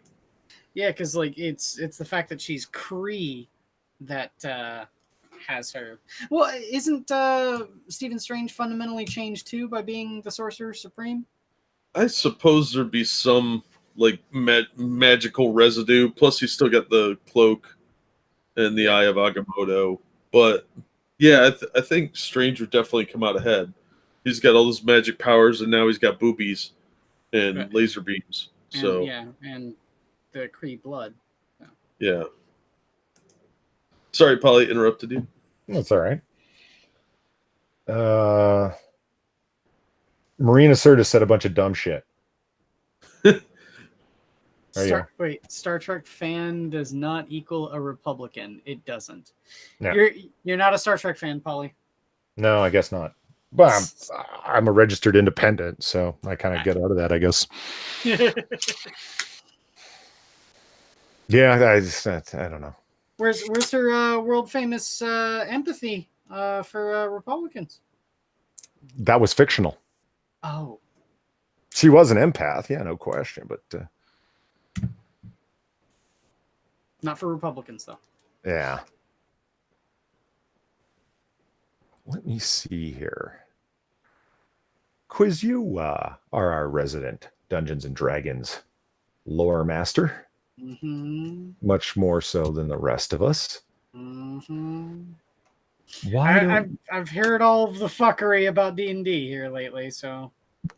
How Dungeons and Dragons became so wonderfully gay. Oh God. I just put the link inside chat there. Yeah. Why don't you grab it and fill us in with your thoughts on God, all right. Hang on. I'd like to know how Dungeons and Dragons became so wonderfully gay. Must I? Yes. All right. Yeah, let me share this up here. All right. From Cody Keplinger. My first encounter with Dungeons and Dragons was not a positive one. Then why'd you go back? I was visiting a local comics and gaming store with a friend, and while he picked up a few comics he had on reserve, I wandered into the back of the store and had a look at the graphic novels sitting around gaming. The back of the table were a handful of boys and men. Sitting around a large gaming table in the back with a handful of boys. No, okay. They seemed to range from between ages of 15 and 40, and they were all white. Oh my God, the worst kind! That's not what caught my attention, though. Oh, really? Really? It didn't catch your attention that they were all white, even though you just fucking mentioned... I've already got an axe to grind against this person, but anyway, before I'd gotten close, they were having a good time rolling dice, shouting excitedly at about a monster they were battling in their game, but the moment I came into view, everything stopped. While I was browsing the shelves in that part of the store, all their eyes were on me as their game came to a total halt. It was as if they'd never seen someone with breasts. Okay. I bet most of those guys sitting at the table had breasts. What is she talking I'm about? fairly certain that most people who play D&D, you know, some people that play D&D have man boobs in this space before and didn't know how to proceed. After a full minute of uneasy silence, I hurried to the back to the front of the store, and the guy's game resumed. I was 17 while I was always wanted to play D&D. This didn't give me the best impression of the player base. I got a distinct feeling that I wouldn't be welcome at a lot of tables. For a long time, Dungeons & Dragons has had a reputation for being a straight white man's game. From who? From whom? This just seems like your projection of what you think the game is about. Okay. But over the past few years, with the release of role-playing games 5th edition, the rise of online gaming platforms like Roll20, the demographics of the game have... Okay, by the way, just full disclosure for these people, by the way, this is on the Mary Sue, you can see right up here. Roll20 retweeted this album, or this article. And again, article with massive sarcasm quotes. The demographics of the game have seen a big shift. The player base has grown, and in doing so has become quite a bit more diverse. Not only is it a more welcoming place for women and people of color, but now D&D is also pretty gay. This shift making D&D more welcoming to a non-straight white male players is by no means an accident. With the game's 5th edition, it's clear that D&D publishers Wizards of the Coast has been making an effort to foster a diverse community around the game, both in its reach and in its published materials. This feels most apparent with its recent modules. In Waterdeep Dragon Heist, a non-player character shopkeeper uses they/them pronouns and politely corrects player characters if they're misgendered. Ugh.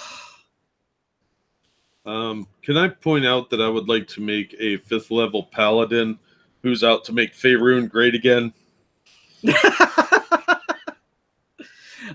Yeah. See, that's the thing, man. And if any of the original writers for Forgotten Realms were to read something like this, coming up in the fucking modules for D&D now, I think they'd be twisted in their graves, dude. I think Gary Gygax is fucking doing a pirouette right now. Probably.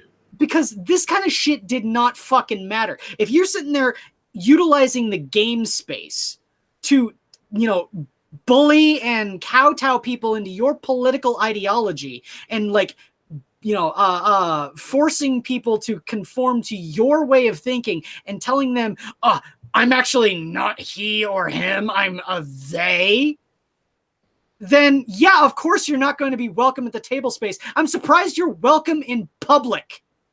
Yeah, because they're like, who's this creepy weirdo hanging around? Self-entitled cunt.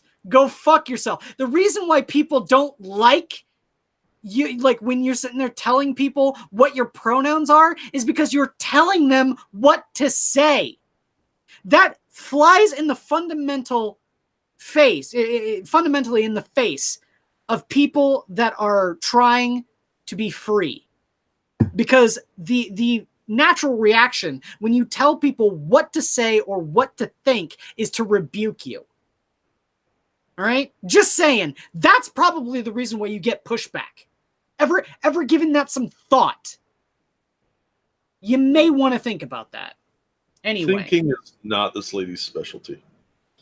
In the follow-up module, the Waterdeep Dungeon of the Mad Mage, player characters may encounter an NPC whom they can aid in returning to her wife, who happens to be an NPC from an earlier module. These are the only two examples of many, and while they may seem small on the surface, these subtle efforts to populate the Forgotten Realms, D&D's most popular campaign setting, with queer characters can be quite meaningful to a community starved for representation in these geeky spaces. Why does it matter? Okay? Representation means nothing. And if you're going out of your way to make these characters gay, or go out of your way to make mention that they're gay, that's tokenism. That's boiling down something that someone, you know, something that someone holds dear and making it a talking point for brownie points. It's fundamentally disrespectful. And I would think that if someone were gay and seeing something like that put in that, they would roll their eyes just as much as anyone else who doesn't like being told what to do, say, or think would be rolling their eyes. Yep.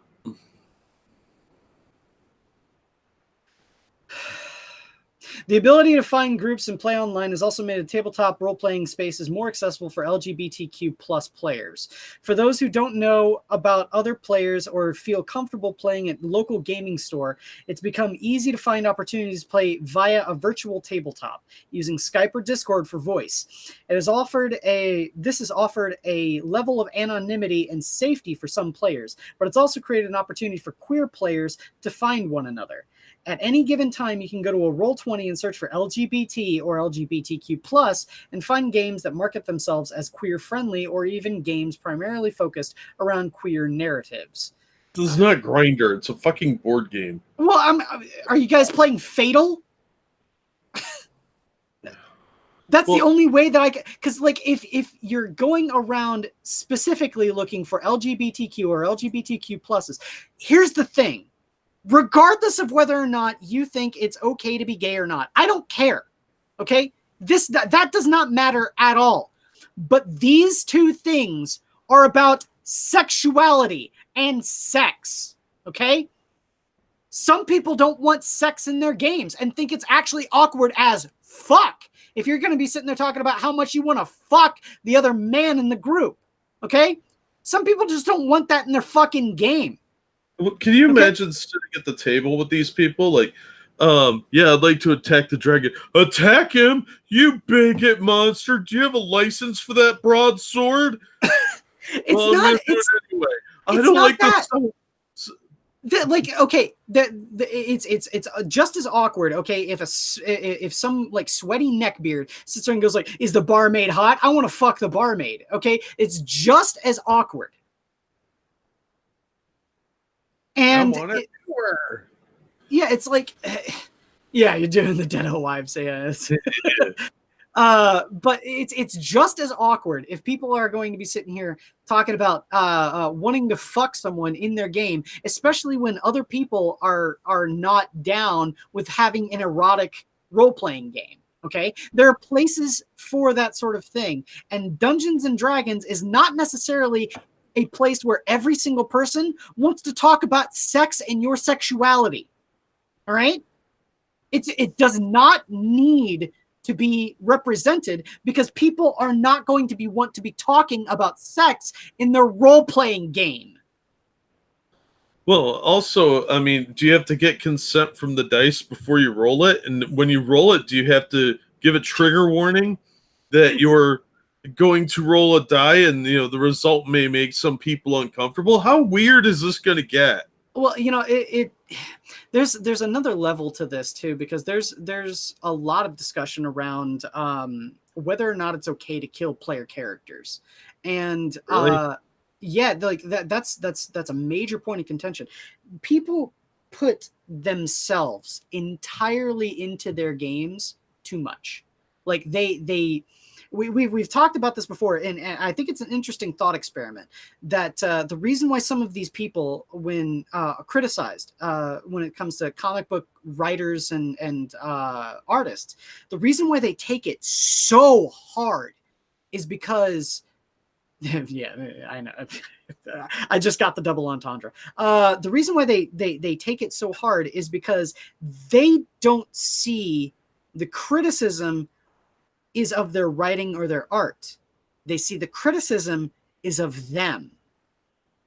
Right? Yeah, I said So, that like 3 months ago.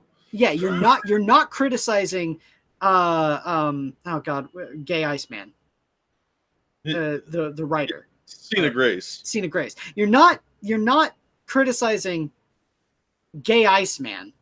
You're criticizing Cena Grace because Cena Grace sees himself as Gay Iceman. So if you insult Gay Iceman, you're not insulting Gay Iceman, you're insulting Cena Grace. And these people are absolutely the same way, only they're putting themselves also in quote mortal danger by being in D&D, because by virtue of them being in the game means that they have the potential to die. All right, so if they see themselves so much in the game that they want LGBTQ representation, what if their character dies? Oh my god, if we thought that Tom King is writing Batman as a therapy journal, what is their game of D&D going to be? That's Mazes and Monsters with Tom Hanks. It's group therapy. Oh no, it goes way beyond that, because words are violence, so they actually are dying if you kill them in D&D. Yeah. Because those words, "you're dead," that's like power word kill, man. Yeah, right? Or finger of death. Again, going with the double entendres. No, anyway. Let's power through. This is not too much longer here. Oh, do the dragons get charged with a hate crime if they kill an LGBT player character? I would assume so. That's Baldur's Gate has a whole new branch of mercenaries they have to hire specifically to weed out people that have punched a gay person and charge them with hate crimes. We lose Polly. Polly's still here? Polly's, I think he's gone wall-eyed and checked out about like half an hour ago. We were talking about D&D stuff. No, I'm just fucking around. Even without actively seeking it, I found that in nearly every game I've played, and over the past 2 years, there have been several, from one-off games to long-running campaigns, there's been at least one other out queer player. But what is it about Dungeons and Dragons or tabletop role-playing games in general that draws in queer players? The growing accessibility of the game is certainly a factor, but there's more to it than that. At their core, tabletop role-playing games are a form of collaborative storytelling, and you are trying to control that collaboration. Right? No one likes that. In fact, actually, there's whole threads about that on TG. You know what you are, Miss? What was your name again? Cody Keplinger. You know what you are? You are that guy. Oh, we used to just call them bullies. You are that guy. No one likes that guy. Right? Oh, I'm just seeing right here. Narrative control. Let's get in there. Okay. Players create and control their characters and work with each other as well as the dungeon master to build their narrative. This does, of course, appeal to a wide variety of people, as demonstrated by the massive popularity of Dungeons & Dragons. But for the LGBTQ plus community, specifically, this is the potential to serve something deeper and enables queer players the opportunity to explore aspects of their identity in a low-risk environment that we have a level of narrative control over. There it is. You just fucking said it. Low risk, because who's going to argue with you? And you have a level of narrative control. I'm shocked, frankly, that you get anyone to play games with you. You seem like a joyless shit pail, that you want control over the story at all times, and that you are the sort of person that when involved in a role-playing game, you try to make it all about you. I shudder to think of a time where you are ever a dungeon master. Oh my God. That would be like a waiting train wreck. And I sincerely hope for any of the people that you sucker into playing a game with you, that you have not soured them on playing the game. That they can find someone else who's not a joyless fucking, person with an axe to grind against every single other person that seemed to have fucking wronged you in some way, that you seek to now control their narrative. Oh, well, hopefully they film it. It's fucking ridiculous. Mike, good one. NPC Game Masters. Yeah, right? Oh, God. Anyway, when I first started playing tabletop RPGs, I knew I was queer, but I never let myself fully engage in that identity. I had a lot of insecurity about my attraction to women, particularly in assuming my lack of experience and my own uncertainty meant I shouldn't date other women. I wasn't entirely sure how gay I really was, and I didn't want anyone to feel like an experiment, so I didn't embrace my queer identity, at least not in real life. Without meaning to, I made a series of women-loving women in tabletop games. For some, their attraction to women never came up. For others, it was...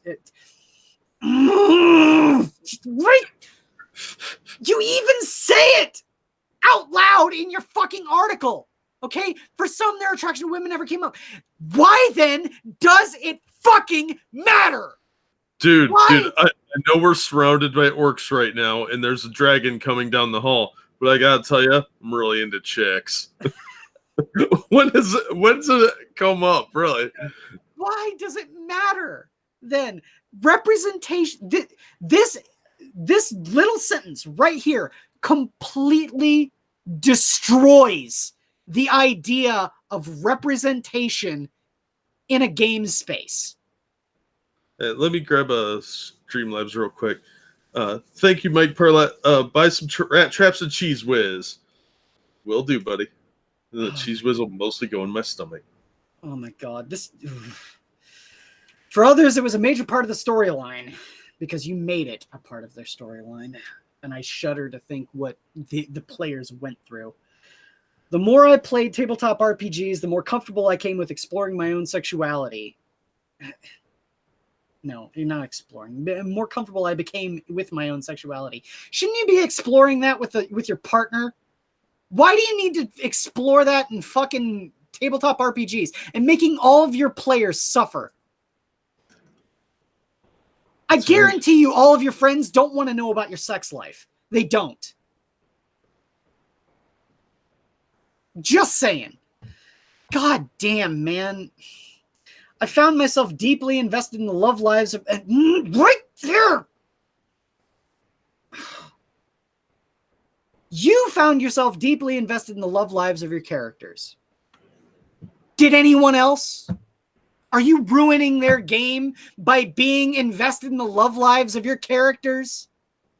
Why is it all about you? You are that guy. Stay the fuck out of everyone else's tabletop space. You are ruining their game. Guarantee you. These people are just too polite to tell you to fuck off. God damn it. Playing out their attraction to women made me understand my own attraction. You should be doing that on your own, dude. You should be understanding your attraction to other women on your own or with other women, but not in a tabletop space, because I guarantee you're ruining other people's games. God damn. Through role-playing these characters, I finally began to embrace my sexuality and acknowledge that at this point, I'm exclusively attracted to women, and even gather the confidence to start interacting with that part of my identity in real life. My experience isn't unique either. Across several campaigns, I met multiple other LGBTQ plus players who've told me that tabletop role-playing games have given them some clarity about their identity. One friend in an ongoing Dungeons & Dragons campaign told me that playing female characters helped her explore her identity as a trans woman before she'd ever come out.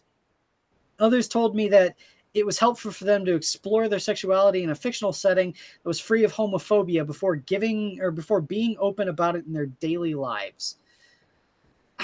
I mean, at that point, I can kind of respect it, but at the same time, I wonder how complicit other people are in that aspect, right? Because that sounds to me like something you should be working on in therapy, not in fucking Dungeons and Dragons. Isn't that the same thing to these people?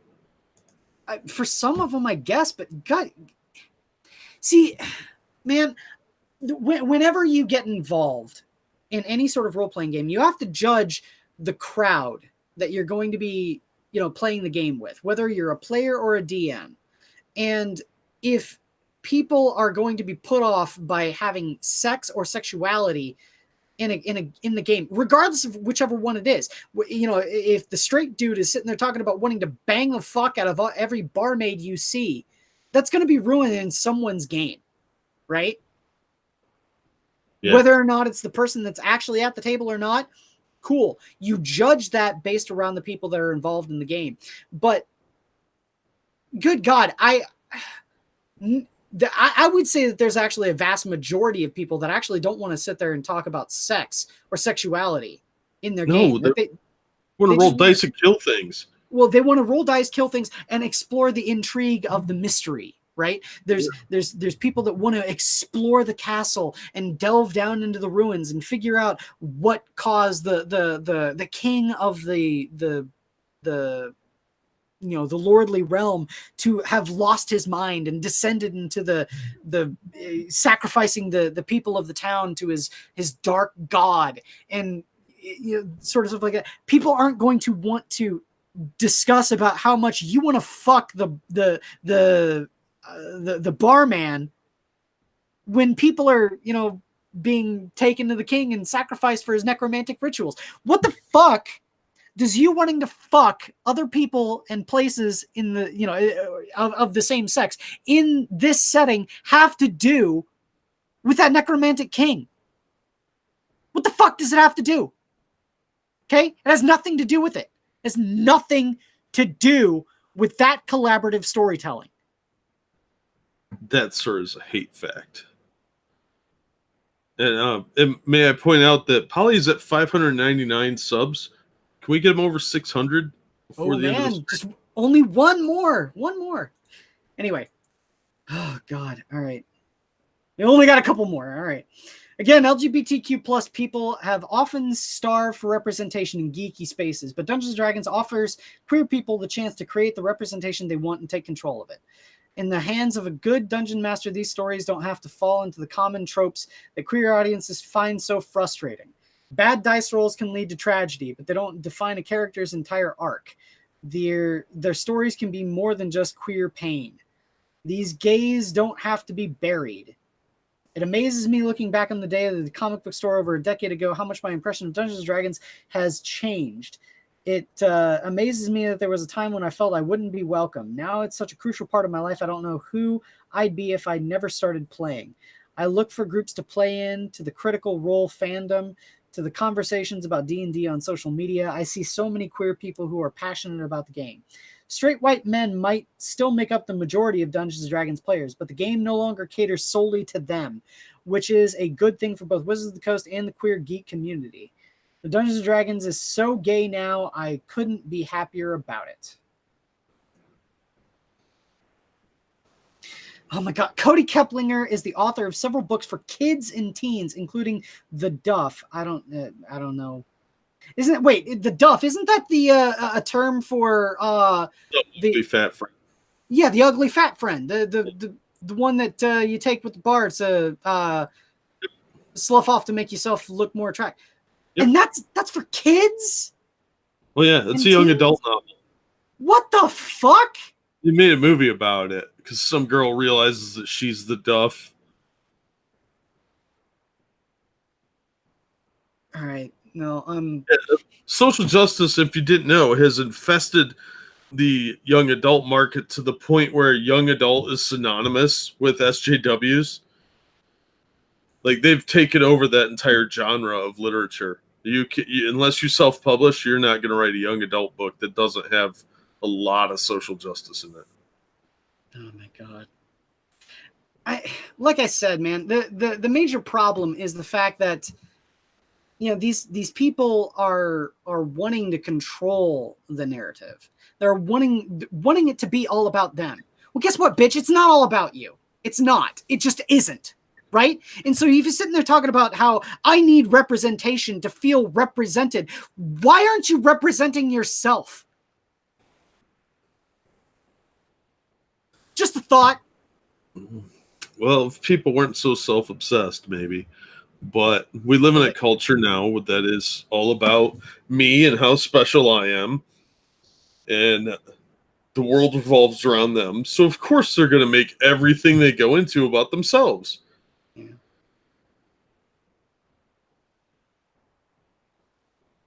How's the blood pressure going, Quiz? I think I may need to go lay down. And I think we lost Polly somewhere around D&D, but I think he's just sitting back there twiddling his fingers going, yes, yes.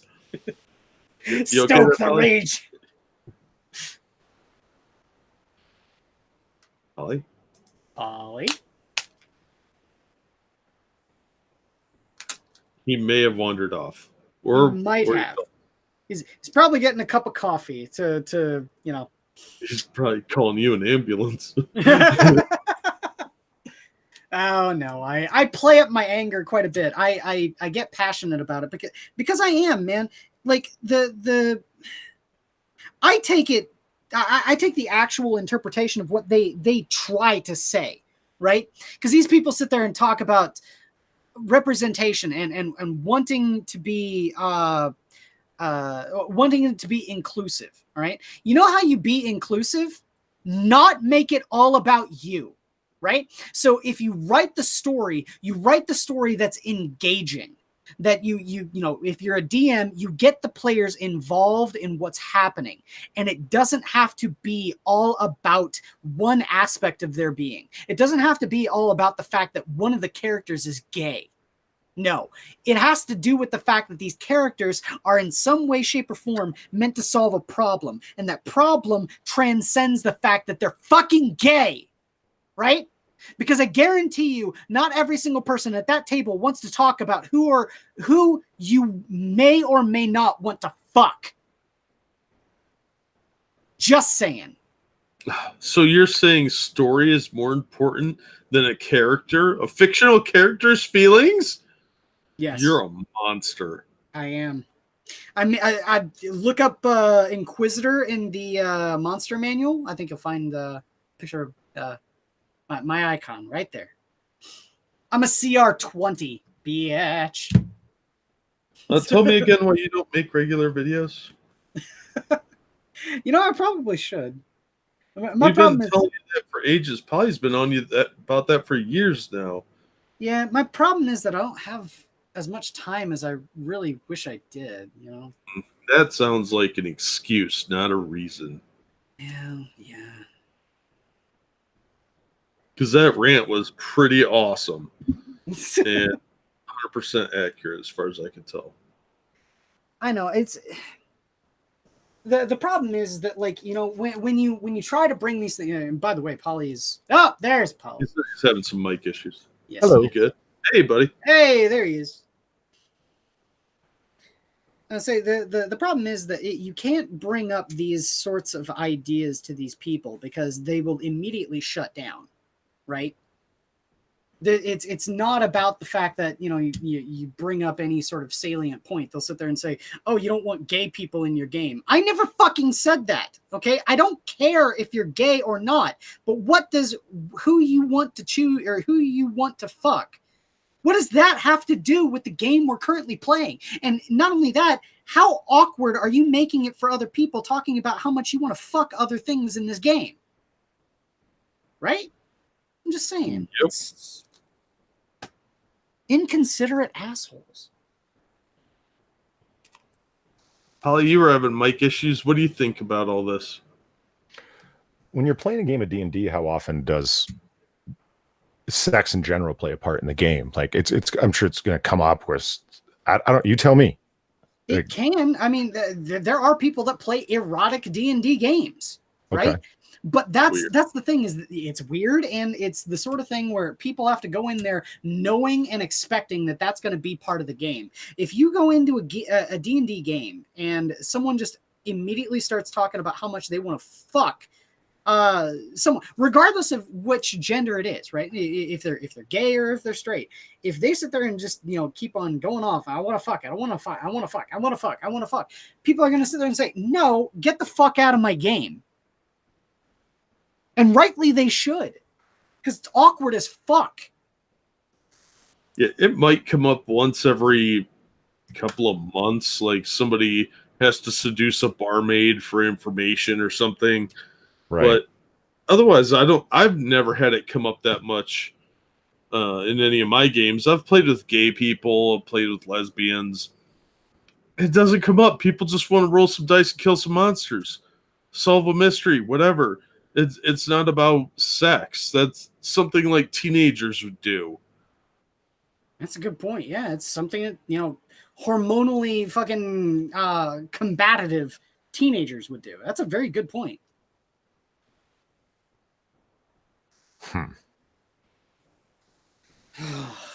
It's frustrating, man, because, like, in you know what the tack is going to be if you bring up this to any of the sort of people. I said it before, is the fact that they're just going to sit there and say, well, what are you, a homophobe? Well, it's not about you. The story's not about you. You're part of the story, but it's not about you. All right? It's about the party. And if the party is not enjoying the fact that you're sitting there talking about, you know, all of the men or women you want to fuck, then you're being that guy.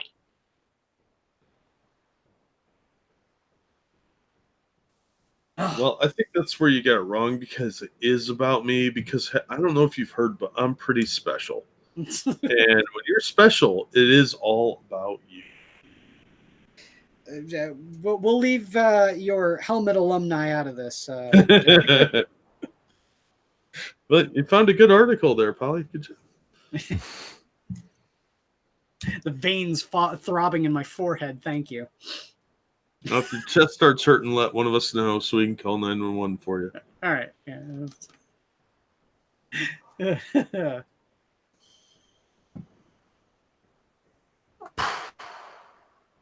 I guess we should cover this story about Zendaya before. I don't really want to do it, but what the fuck? I was gonna say you're putting it off, or that's why you got me in the headlock there with the D&D thing. You wanted to put off the Zendaya. Well, I thought you'd have. I mean, I had read the article and I thought you'd have a lot more calls on it than I would in terms of like why certain things she's saying do or don't make sense, you know, that sort of thing. Mm-hmm. it's Mary Sue. Nothing but respect for my Mary Jane Watson, Zendaya. Hair Zendaya. She dyed her hair red. Yay. So now she's thoroughly, very much like Mary Jane Watson, they say. A whole bunch of people she refers to as toxic fanboys said, no, Zendaya is not supposed to be Mary Jane because, one, she doesn't act anything like Mary Jane. She's very into politics and social media and complaining about everything in the movie. And that's not what Mary Jane Watson in the comics is like at all. She's completely divorced from her personality. Her response is, oh my God, she makes everything about you guys are toxic fanboys. You just don't like her because she's black. And then she makes this article and she's like, well, look, Zendaya dyed her hair red. Here's this famous appearance of Mary Jane Watson, where she says, face it, Tiger, you've just struck the jackpot. And oh my God, doesn't she look like Zendaya? And it's like, well, I don't know. Why are you calling them toxic fanboys? Because this is a white woman and this is Zendaya, whose mother is white, whose father is black. If you're saying they look alike, aren't you denying her blackness? Yeah, but what does any of that matter? Because hypocrisy reigns supreme with these people. They just want to be mad about something. Why is everyone so mad, including me? Because you're taking a character that's very much beloved. People grew up reading Mary Jane Watson, reading Spider-Man to be a certain character. When you radically change the character's traits, it upsets them because even though the character is fictional, they feel really attached to them. So of course they're having emotional reactions because they have an emotional attachment to the character. Somebody fucked with a character that you loved like this, you'd react in the same way. The reaction you're seeing is not toxic at all. It's actually quite expected. It's quite human. Humans are strange. They develop very emotional attachments to fictional characters, and that's all that you're witnessing there.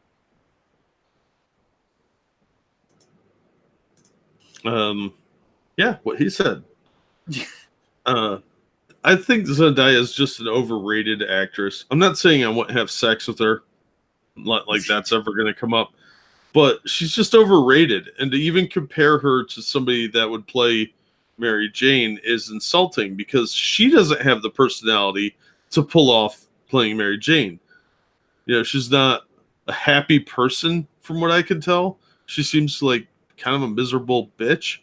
So, yeah, they need somebody a little more bubbly. Yeah, and there's just like the first line is Zendaya looks more like Marvel Comics Mary Jane Watson than Kirsten Dunst ever did. So, if somebody else had said this, Mary Sue would be all over them for denying her blackness. Yeah. And they would, and you know it. Yeah. It's these people are just incredibly flaming racists. Of course, they would say that. She dyed her hair red in promotion for the upcoming movie, and the people are asking in chat, but they're not the same character, right? No, they're not.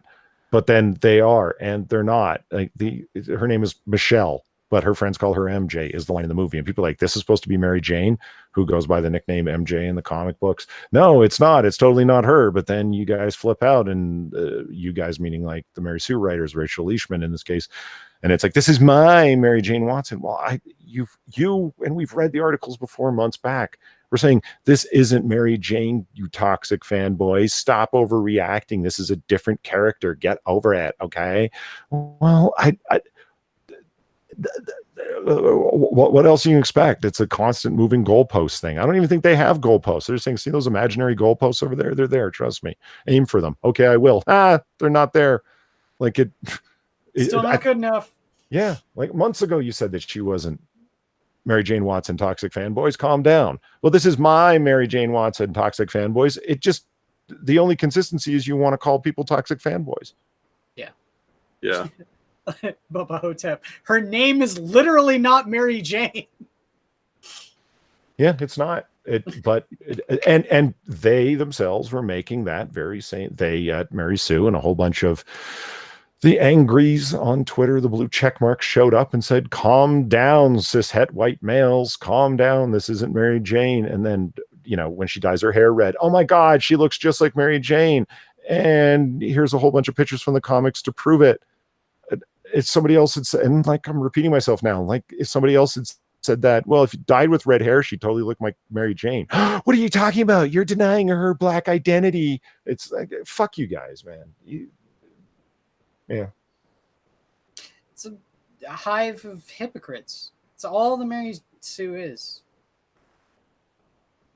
They live entirely to be hypocrites. Well, Frosted Glass makes a good point. How would they like if we said Zachary Levi is my Captain Marvel? Well, they already talked about that. They already even got Zachary Levi to they browbeat the shit out of him and sit there and say, look, we can have 2 Captain Marvels. It's perfectly fine to do that, because people are sitting there saying like, well, I would rather go see the real Captain Marvel, Shazam. And they browbeat him to sit there and say, well, look, we can have 2 Captain Marvels. It's fine. Remember when, dude? Come on. remember when Ta-Nehisi Coates, his first foray into writing comics, wrote Black Panther and the Crew? Unfortunately. Remember that? I've still not read it, but yeah, but you remember it happened, right? And yes, what he basically did was, like, Black Panther, the film's coming out, the MCU film's coming out. So he takes Black Panther's character, T'Challa, and every other black character that had some notoriety around them from Marvel Comics, including Aurora, Storm from the X-Men and stuff like that, and put them all together in a group. Bang, Black Panther and the Crew. And then it's like, you just collected them all because they're the black characters, and you're a race hustler, and you were writing a comic, and you couldn't think of anything better to do than that.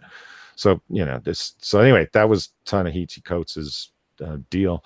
There's Captain America number 11 that came out today. The Daughters of Liberty. That he did it again. Of course. And I can't help but notice here too, Invisible Woman is just fading into obscurity there. Just like white supremacy. Yeah. It's the same kind of idea. Like these people have never been. So Mockingbird and Invisible Woman and Sharon Carter, Agent Carter.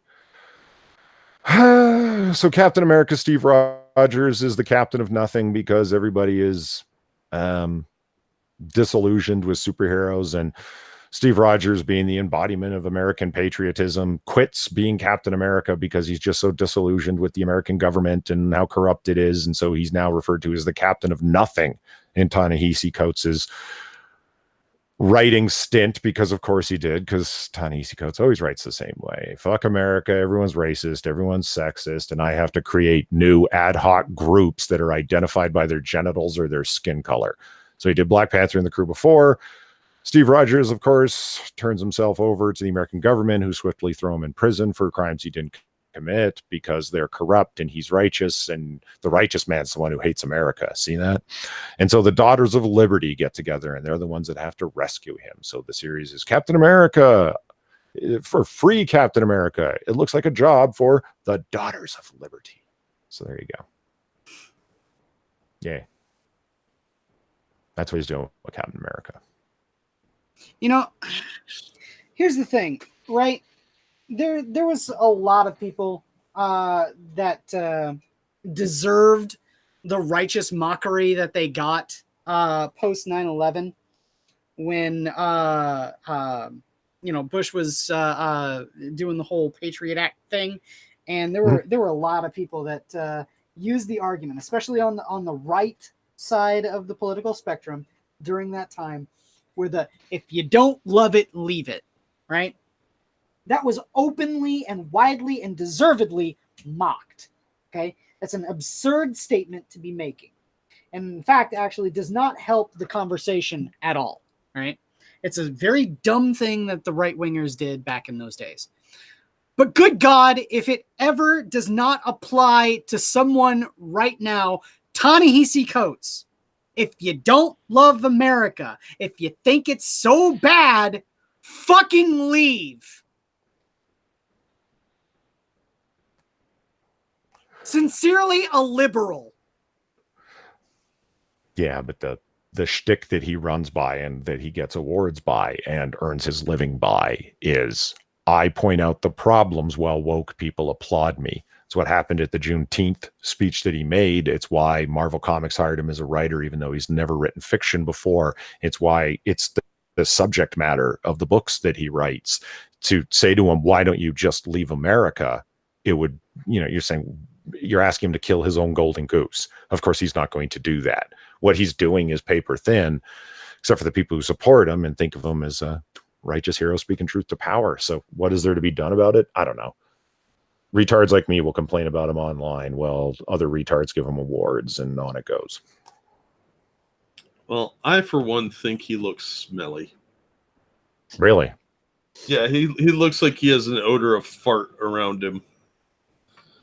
Because he's just one of those people that huffs his own farts. He sits around, like you said, he's always race hustling, and I think he looks smelly because of it. Like he has an aura of smugness and poo around him. Yeah. That's an opinion statement. It's the smug. It definitely makes a lot of sense.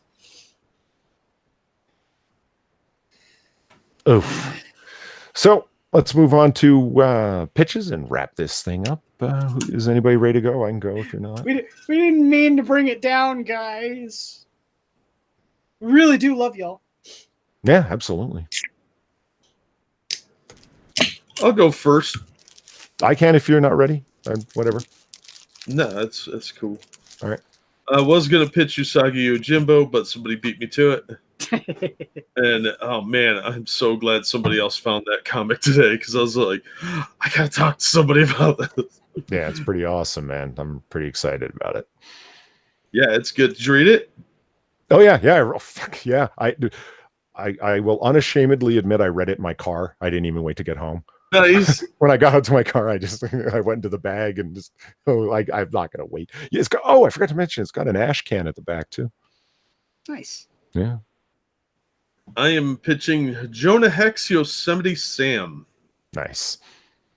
This is by Jimmy Palminotti and Mark Teixeira, however that's pronounced. I don't have any images from the book ready because I was planning on pitching Usagi Yojimbo. But it's about Yosemite Sam finding gold in the Old West. And everybody's after it because he's got a lot of gold. And he ends up making friends with Foghorn Leghorn, and he hires Jonah Hex to protect him.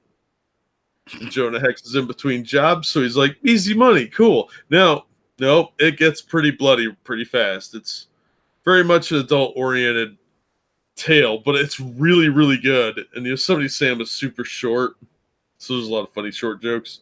And the talking chicken, it's just there. Just accept it. But it was a great one-shot. This came out, I think, in 2017. And it was a lot of fun. Surprisingly good Western tale. There's a little backup where they flip it to more of a Looney Tunes style cartoon. And that one's not as good. But it's okay. But I highly recommend finding this. You can find it in a bargain bin. I found it in a quarter box. And you know what? I would have paid $5 and not felt bad about it. So if you like old Western stuff, this was a really good tale and has some memorable characters that are obviously from Looney Tunes, but in a much more like grown-up setting. It's a really fun book. Cool. All right. Hello. Hello. Oh yeah, I thought my microphone crapped out. No. Quiz, you can go next, or I can. What do you want to do? Sure. I can go. Okay. My pitch is written by Brian Hill and Matt Hawkins, created by Matt Hawkins. Colorist Betsy Gania, artist Isaac Goodhart. My pitch is Postal from Top Cow. What's kind of interesting about this this series is essentially it's the main character has oh god, what's that one form of autism? The highly functional Asperger's. Asperger's. He's got Asperger's syndrome, but he works in the post office of this like very small rural town, and it's a town that's a haven for criminals wanted by the FBI. Like every single citizen in this town has in some way committed some sort of crime that the FBI wants to put them behind bars. And because of that, there's like the mayor of the town has actually made a deal with the FBI that it's a sort of exile that these wanted criminals can go to avoid law enforcement, but at the same time, they can't leave. So they're forced to sort of reside within their community and contribute to the community while also maintaining some semblance of freedom. It's the main character, the postal worker, is the mayor's son, and he's essentially the fixer, the problem solver for this town that's full of nothing but criminals. It's a very interesting read, and I think it's still an ongoing series, and in my opinion, actually really interesting. Sounds pretty good. Cool.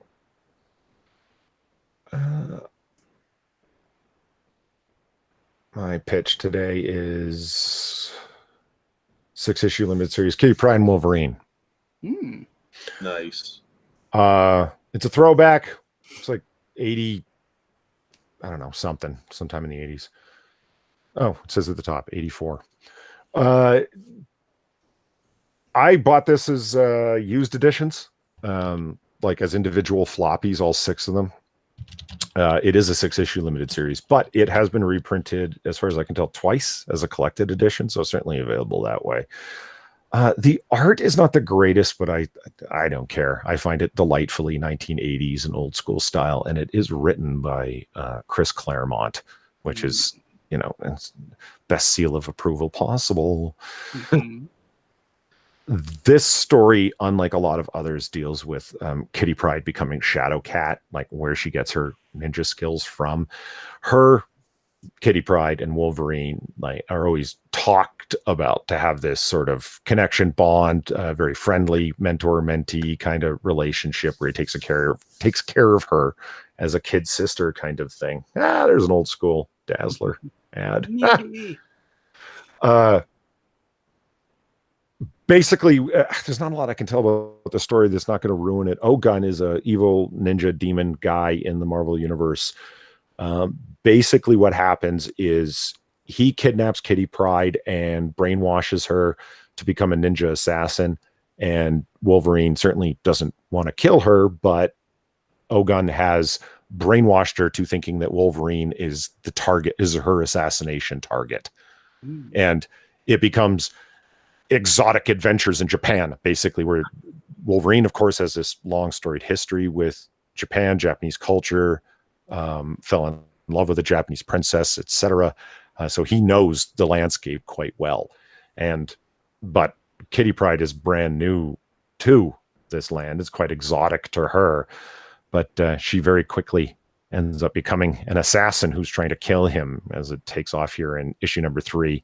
And then by the time it gets around to issue 4, there's the final issue 6 is when the final showdown comes. And it's a neat turnaround, the way that it all ends up coming up fine in the end. But this is how she develops a lot of her ninja skills rather, and takes on the Shadow Cat name and develops an affinity for Japan and traditional Japanese culture herself.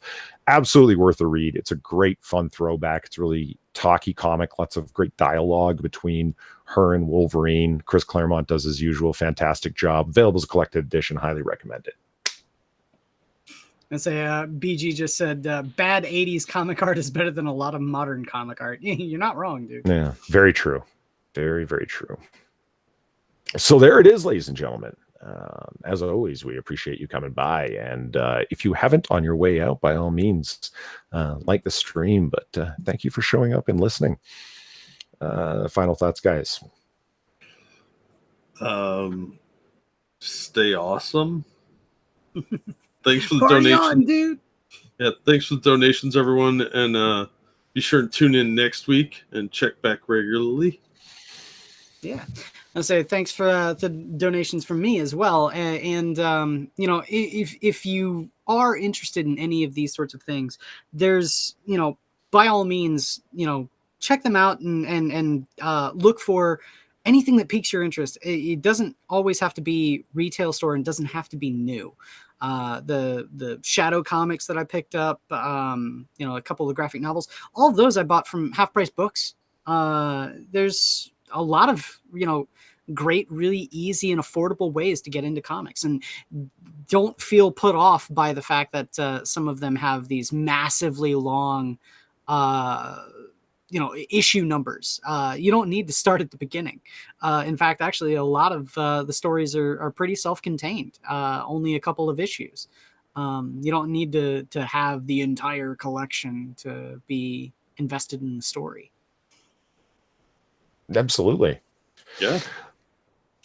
All right. So there it is. Thanks, everybody. Have a good night. Good night, Bye. everyone.